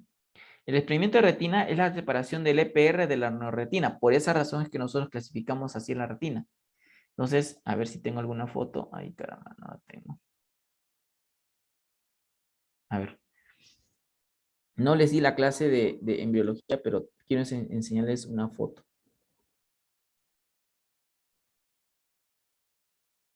¿Pueden ver mi pantalla? Sí, doctor. Ya, ¿ven esta de aquí? No, Esta de acá no, ¿no? no. A ver, voy a compartir esta de acá para que me puedan entender qué cosa es un desprendimiento de retina. Si no, no van a entender. Acá está. Y eso que no hemos tenido la clase en biología del ojo, ¿ah? Ya, vamos a ver. Pero lo que quiero que entiendan es esta imagen. Miren, así a breve, ¿ah? Se los voy a dar así brevísimo. El ojo se empieza a formar desde el día 21 de gestación. Pregunta examen. Eso sí, preguntan siempre. Siempre preguntan. ¿En qué día se forma el ojo? Día 21 o 22, ¿sí? Entonces, todos sabemos que el ojo, como es prolongación del cerebro, entonces tiene que tener neuroectodermo. Entonces, uno de los principales tejidos donde va a derivar la retina es neuroectodermo. Pregunta de examen de residentado, pregunta de NAM, pregunta de lo que tú quieras. Pregunta de básicas. El neuroectodermo. Entonces van a derivar también no solo del neuroectodermo, sino de las células de la cresta neural, también del mesodermo en parte. Por ejemplo, el mesodermo va a dar los músculos extraoculares, el ectodermo superficial va a dar el cristalino, por ejemplo, las células de la cresta neural van a dar la esclera. ¿Y pero por qué? ¿Por qué razón? Porque miren, bueno, primero hay una evaginación y luego se hace vesícula. Esa evaginación se va a hacer vesícula. ¿Ya? Hay unos pliegues neurales, estos pliegues neurales se juntan y van a formar ¿qué cosa? ¿Ya? La cresta neural y van a formar ¿qué cosa? El tubo neural. Pero esto de acá, este repliegue van a formar unas vesículas que ahorita vamos a ver. ¿Ya? Entonces, de la superficie del ectodermo, el neuroectodermo, perdón, se van a formar primero un surquito, un huequito. Luego este huequito se va a hacer vesícula. Y esta vesícula se va a invaginar. ¿Sigue habiendo ese rectángulo? No sé si lo ven. A ver. Es los textos, doctor, si lo puedo poner en costado. ¿Ahora sí? No, se sigue viendo. Ah, caray. A ver. ¿Del texto de qué? ¿Del Zoom o de cuál? Sí, del Zoom, de... Ah, ya sé cuál es. Vamos a ver. Voy a compartir todo. Ah, no. No me conviene compartir todo. Porque si comparto todo, se va a ver todo. ¿Ahora sí? ¿Sí? ¿Ahora sí? ¿Se ven, chicos? ¿Me escuchan? Sigue apareciendo, doctor, ese rectángulo. ¿Abajo o arriba? Abajo, doctor, creo que son Abajo. las herramientas que da el Zoom. Sí, quiero sacarla, a ver. Meeting info, no, sí sale. Bueno, voy a tratar de ponerlo lo más abajo posible. A ver, voy a poner por acá. Ya, vamos, yo lo voy moviendo, miren. Entonces, esta vesiculita se va haciendo, se va imaginando y va a formar como una copita, miren, una copa. Esta copa va a tener dos capas. Ahorita la vamos a ver. Esta copa va a tener dos capas. Miren, esta copa se va a imaginar más. Y miren, esta copa, como les digo, esta es la formación que tiene. Esta copa, miren, esta copita se va a imaginar, y miren, se va a imaginar de esta manera. Entonces, esto de acá va a ser el epitelio pigmentario de la retina. Esto de acá. Y miren esto de acá. Esto va a ser la retina. Esto va a ser la retina. ¿Sí? Esto va a ser la retina. Y esto va a ser el epitelio pigmentario de la retina. Entonces, ¿qué quiere decir? Que desde la embriología, el epitelio pigmentario de la retina está separada de la retina. Y miren, del ectodermo superficial se empieza a formar una bolita. Esta bolita, miren, como Pac-Man, se lo empieza a comer. ¿Y a qué creen? Miren, esto viene a ser el cristalino. Pregunta de examen de residencia. ¿De dónde viene el cristalino? De la vesícula perdón, del ectodermo superficial. Ectodermo superficial. ¿Por qué? Porque esta copa se lo tragó. Por eso viene de superficial. En cambio, este es neuroectodermo. Neuroectodermo. ¿Sí? Por eso es que la retina tiene un origen neuroectodérmico. Entonces, si se dan cuenta, entre el epitelio pigmentario y la retina existe un espacio real. Real. Esto es real. Que después, en la época adulta, se va a hacer virtual. ¿Qué quiere decir? Que está pegada el epitelio pigmentario de la retina con el EPR, pero si tú la despegas, ese espacio virtual se va a convertir en real. ¿Me entienden? ¿Hasta ahí todo claro? Sí, claro. ¿Ve? Miren cómo se ve. Aquí se ve mejor. ¿Ve? Miren.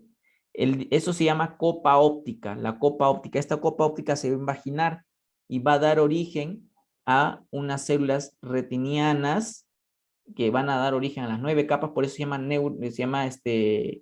neuroretina, y una monocapa que va a ser el EPR, y al final vamos a tener el globo ocular como está acá. Este es el cristalino. Pero eso es básicamente lo que quería mostrar aquí, con esta imagen. Que desde la época embrionaria, la copa óptica, el EPR, o sea, el epitelio pigmentario de la retina, y la neuroretina están separadas. Esta monocapa de neuroretina, al final van a terminar siendo 9 capas, ya no una sola capa. Y esta monocapa siempre va a ser una monocapa, ¿sí? ¿Hasta ahí todo bien? Muy bien, entonces, me explico. Ya para terminar, ya para que se vayan a descansar. Y yo de acá tengo que estudiar. Bueno, entonces, a ver, vamos a mover esto para acá. Si no lo puedo sacar, no sé por qué. Allí. Entonces, ¿qué va a ser? ¿Qué cosa es un desprendimiento de retina? Un desprendimiento de retina vendría a ser la separación del EPR de la neuroretina. Acuérdense que desde la época embrionaria esto estaba separado, pero después el EPR que le da nutrición a la neuroretina se va a juntar justamente para dar nutrición. Y hay tipos de desprendimiento de retina. Hay un desprendimiento de retina reumatógeno, traccional, serosinógeno. ¿Qué significa? Recma, la palabra recma significa hueco. ¿Qué quiere decir? Que va a haber un hueco en la retina y por ese hueco va a pasar líquido y va a terminar por disecar y separar el epitelio pigmentario de la neuroretina. Traccional, por ejemplo, los diabéticos, esas proliferaciones fibrovasculares empiezan a jalar la retina y la despegan. Seroso, por ejemplo, ayer que hablaban por ejemplo, un paciente con sífilis, por ejemplo, inflama tanto que se empieza a formar agua entre el EPR y la neuroretina por la inflamación, por ejemplo. O con artritis reumatoide, por ejemplo. Y un mixto es, por ejemplo, cuando tienes un reumatógeno más un traccional. Esto es frecuente en diabéticos. ¿Sí? Muy bien, entonces, el desprendimiento de retina es una causa frecuente de disminución de visión. En realidad, si lo hablamos en términos poblacionales, no es tan frecuente, 0.101 de prevalencia. Pero, por ejemplo, así se ve un desprendimiento de retina. Vamos a ver las fotos, no quiero que lean tanto. Entonces, ¿qué pasa? La retina se va a hacer un hueco. Entonces, acuérdense que acá está la gelatina del ojo que se llama vitrio.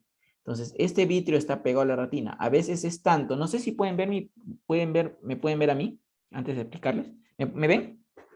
Sí, doctor, lo podemos. Imagínense, este de acá, imagínense que esta es la retina. Esto de acá.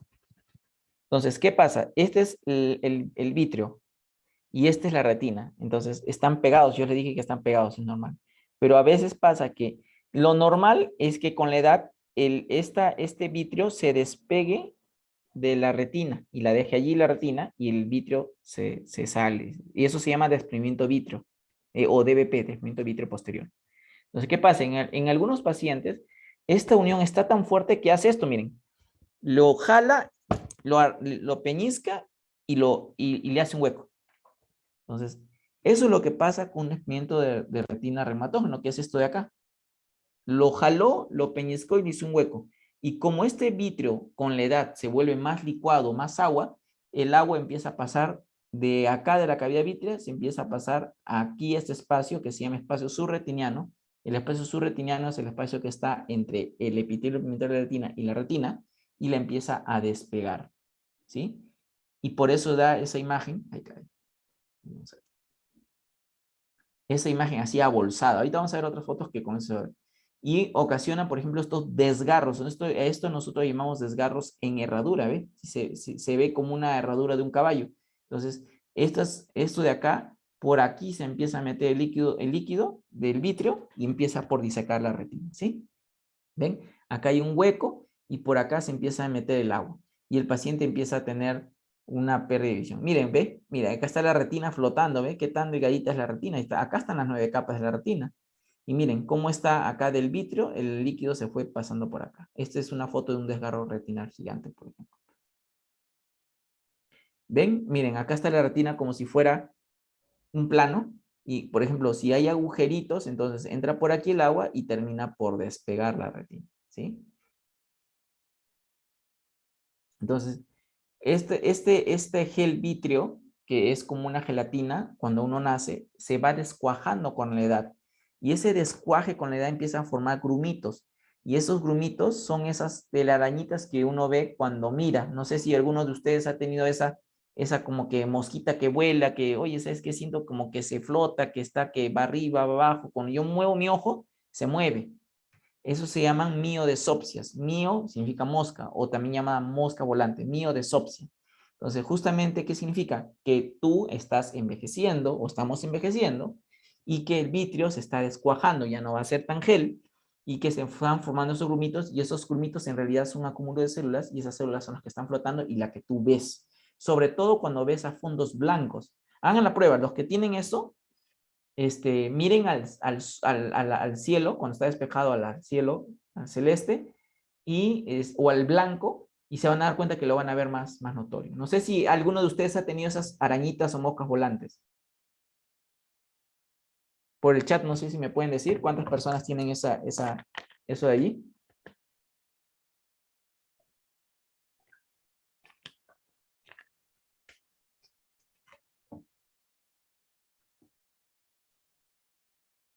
¿Nadie?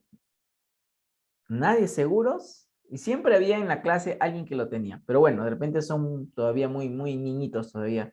Pero eso ocurre más a partir de los 25 años. Ocurre a partir de los 25 años, algunos de los 20 inclusive. Muy bien, entonces ocurre como les digo, ¿no? El vitrio está tan adherido a la retina que termina por jalar.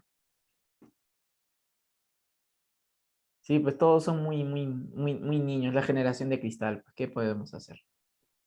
¿Qué podemos hacer? Bueno, entonces, pero vamos a ver que estas miodesopsias en realidad son signos de alarma en algunos casos. En algunos casos. Por ejemplo, si yo veía 2 mosquitas y siempre veo esas 2 mosquitas, o sea, como que esas cositas que flotan, no hay problema. Pero si, por ejemplo, de las 2 que veía siempre, ahora ves 5, las ves más grande, han aumentado de tamaño, eso sí es peligroso. Porque quiere decir que algo está pasando.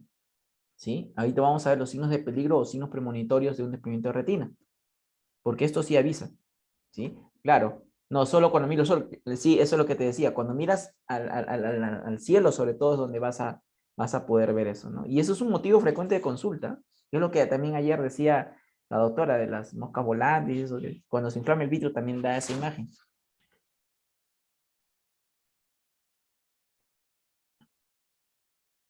Y muy bien. Entonces, si ocurrió desprendimiento de retina en un ojo, también hay hasta un 10% de riesgo que ocurre en el otro. Y por ejemplo, hay lesiones predisponentes a desprendimiento de retina, y estos son defectos en la arquitectura de la retina, y esto lo tienen las personas, esto lo puede tener hasta el 20-30% de la población, ¿sí? Entonces, hasta el 20-30% de la población puede tener estos defectos en la retina. ¿Ya? Y estas zonas que son defectos o degeneración, el término correcto se llama degeneraciones retinales periféricas. Por aquí se hace un huequito y esto predispone a un paciente de desprendimiento de retina. O ponte que este paciente, así como está, le cae un pelotazo en la cabeza, o estaba jugando vóley, o estaba jugando fútbol, y le termina de desprender la retina. Y como nunca fue al oftalmólogo, nadie nunca le vio esta lesión periférica. El tratamiento, si yo lo encuentro así a un paciente, le pongo láser así alrededor. Le pongo láser y el láser es como una soldadura, y esa soldadura va a hacer que la retina esté pegada, ¿sí? Entonces, estas lesiones periféricas pueden ocasionar estos desgarros también, ¿sí? ¿Ves? Estos también, ve, hay pacientes miopes o pacientes que pueden tener estos desgarros periféricos y pueden terminar desprendiendo la retina. ¿Ve? Acá miren cómo se ve bonito esta foto clínica donde está un desgarro grande. Entonces, ¿qué hacemos nosotros? Cuando llega el paciente así, tiene el desgarro, pero no se ha desprendido la retina, inmediatamente, de urgencia, ponerle láser.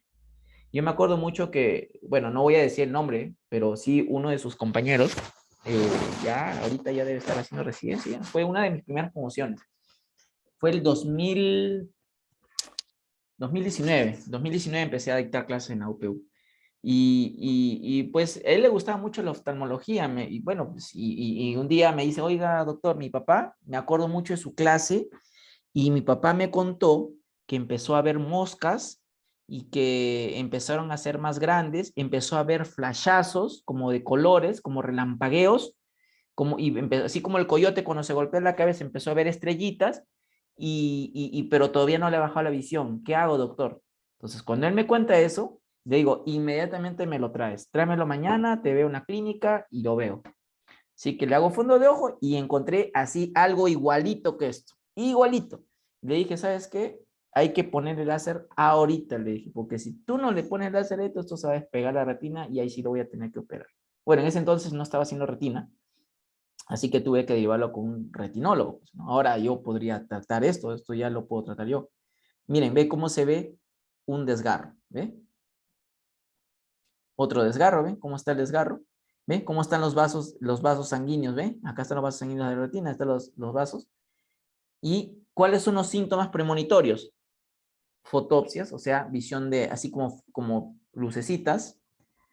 Estas cositas que tenemos que, o sea, podemos tenerlo, pero si aumentan súbitamente, sí es peligroso.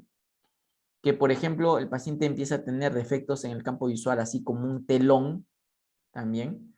O, por ejemplo, que empieza a ver borroso. Y, por ejemplo, acá tenemos un desgarro. Por ejemplo, este desgarro, por ejemplo, por acá se mete el líquido y esto termina desprendiendo, ¿no? Entonces, si uno ve un desgarro, inmediatamente hay que tratarlo si es que no ha desprendido la retina. Y mírenme que esta foto está muy bonita. Es una foto clínica en la cual se ve un desprendimiento de retina en la zona naxal superior. Entonces, vean cómo está. Aquí la retina tiene un aspecto como corrugado porque detrás de esta retina hay agua. Aquí la retina está pegada. Acá está normal. Pero si este desprendimiento avanza la mácula, es peligroso. Entonces, ¿qué tenemos que hacer con este paciente? Inmediatamente operarlo. Lo tienes que operar para volver a poner la retina. Y eso es función del retinólogo. Y si avanza, miren, se empieza a bolsar más y pues el pronóstico visual es malo. Si acá, ¿qué cosa hay? Fotorreceptores. Si este líquido avanza, va a terminar disecando los fotorreceptores y va a terminar por disminuir la visión que tiene el paciente. ¿Sí? Muy bien. No sé si hay alguna pregunta de parte de ustedes. Creo que la semana pasada Feli les enseñó cómo era una vitrectomía.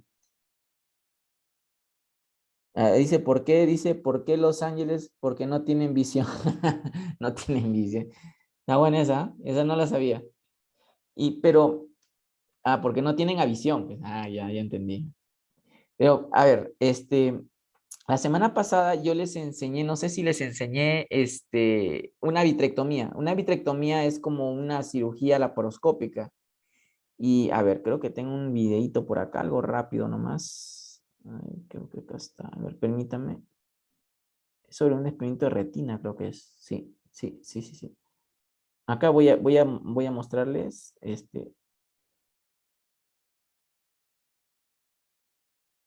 ¿Ven mi pantalla? Sí, ¿no? Sí, doctor. Miren, nosotros lo que hacemos es poner trócares para poder abordar el ojo. Acuérdense que el ojo es un órgano, una pelota y tiene que estar presurizada. Entonces, tú ejemplo, en el caso de la cirugía laparoscópica, también tienes trócares, pero lo que le metes es CO2. Nosotros usamos agua. Entonces, pones un trocar y esto va a tener infusión continua. Entonces nosotros medimos la distancia, ¿ves? ¿Se acuerdan que hicimos 4 milímetros? Entonces los 4 milímetros, acá ponemos un trocar para poder ingresar a la retina. Vamos a adelantar un poco. Acá le pusieron el otro trocar. Y acá, si se dieron cuenta, lo que usa el cirujano aquí es una endoluz. O sea, en mi mano izquierda va a estar la endoluz y en mi mano derecha va a estar el vitrector. Entonces, nosotros usamos un sistema de visualización en la cual, por ejemplo, vamos a poder ver la retina. Y, por ejemplo, allí lo que está haciendo, esta es la punta del vitrector. El vitrector lo que está haciendo es comerse todo el vitrio. El vitrio, que es como si fuera algo viscoso, elástico, como una gelatina, acá nos estamos comiendo. En este caso es un paciente diabético porque acá se ve que hay sangre. Entonces, miren cómo estamos limpiando esa sangre, ¿no? Y esta cuchilla, en realidad, lo que hace es cortar. Corta más o menos de 7.500 cortes por minuto. Entonces, y funciona con aire, o sea, estas máquinas funcionan con aire comprimido o con nitrógeno. Entonces, vamos limpiando todo, ¿ven? Y entonces, liberamos todo y, por ejemplo, si hay alguna lesión, lo vamos tratando, ¿ven? Acá se ve el nervio óptico, acá están los vasos. Vean cómo, por ejemplo, estamos liberando todas las adhesiones o las tracciones que puedan ocurrir, que puedan estar. Y acá, por ejemplo, hemos usado triamcinolona. La triamcinolona, cuando la pones al vitrio, te permite ver el vitrio. El vitrio, que es transparente, te lo hace visible. Entonces, con eso uno va, ya sabes dónde hay vitrio y que sabes que te tienes que comer ese vitrio. Y, por ejemplo, nosotros también usamos láser intraquirúrgico. Y esto de acá, esto lo que están viendo acá es un endoláser. Entonces, estamos poniéndole láser a, a nuestro paciente, ¿no?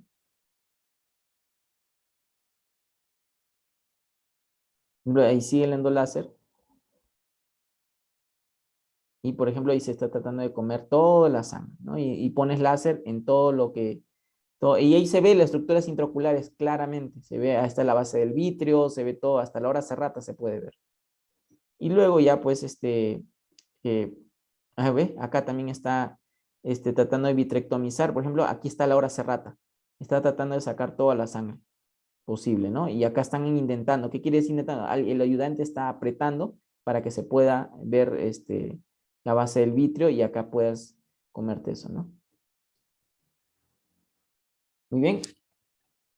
Y así, nosotros ya podemos reparar con eso, con esta cirugía podemos reparar pues desprendimientos de retina y cualquier patología retiniana, ¿no? Lo malo es que pues es una cirugía que es altamente especializada porque ¿qué requieres para operar una retina? Requieres un vitrector. El vitrector creo que cuesta como $100,000. Un microscopio para retina que también sirve para catarata. Échale unos 50,000 más. El sistema de inversión, $20,000 más. El láser, échale otros 30,000, $20,000 más. Entonces es una cirugía de alta especialidad. Por eso es que lo que hacemos aquí es alta especialidad. Entonces lo que nosotros tenemos que ver es que igual las patologías existen en nuestro país, pero tenemos que equipar a nuestros hospitales con esta tecnología, ¿no? Y es una tecnología de alta especialidad, pero pues que es necesaria, ¿no? ¿Sí? ¿Alguna pregunta, chicos? Ya para concluir. Doctor, justo eso, la mención de la conclusión, doctor, porque justo ahorita tenemos ya otra clase. Sí, listo. Bueno, yo la verdad, acá me dice, ¿dónde puedo sacar cita? Bueno, lamentablemente no lo puedo ver a tu familiar, pero cuando en marzo, con todo gusto, con todo gusto, poder ayudarte, ¿no? Así que cualquier cosa, al delegado le piden mi teléfono y él tiene mi teléfono y ahí cualquier cosa para poder ayudarles. Listo, chicos. Entonces, más bien los dejo. La próxima semana, el día domingo, nos vemos a las 5 de la tarde. A menos que haya alguna coordinación previa, nos va a tocar la clase de oculoplástica. Entonces, a las chicas que les encanta la parte estética, que están interesadas en mejorar su belleza y no sé qué y no sé cuánto, bueno, tiene que ver mucho eso, pero también tiene que ver con la parte orbitaria, que es algo interesante. Entonces, vamos a tener la clase a cargo del doctor Daniel Malaver, que está haciendo su especialidad de oculoplástica y órbita, fracturas orbitarias, levantamiento de párpado, liftings, rejuvenecimiento de palpebral, botox, uso de botox, todas esas cositas se lo pueden preguntar al doctor. Entonces, el domingo vamos a tener esa clase y el día lunes ya me confirmó la doctora Valeria Palomares para la clase de cirugía de catarata y córnea, ¿no? Todas las enfermedades de la córnea y de cirugía de segmento anterior. ¿Sí? Listo, chicos, nos estamos viendo la próxima semana. Hasta luego, doctor. Listo, Gracias. chicos, cuídense, ¿ah? Doctor, Que tengan Gracias, buena noche. doctor. Listo, nos Gracias, vemos, chicos. doctor. Cuídense. Gracias, Hasta luego. Doc. Chao. Hasta luego, hasta luego.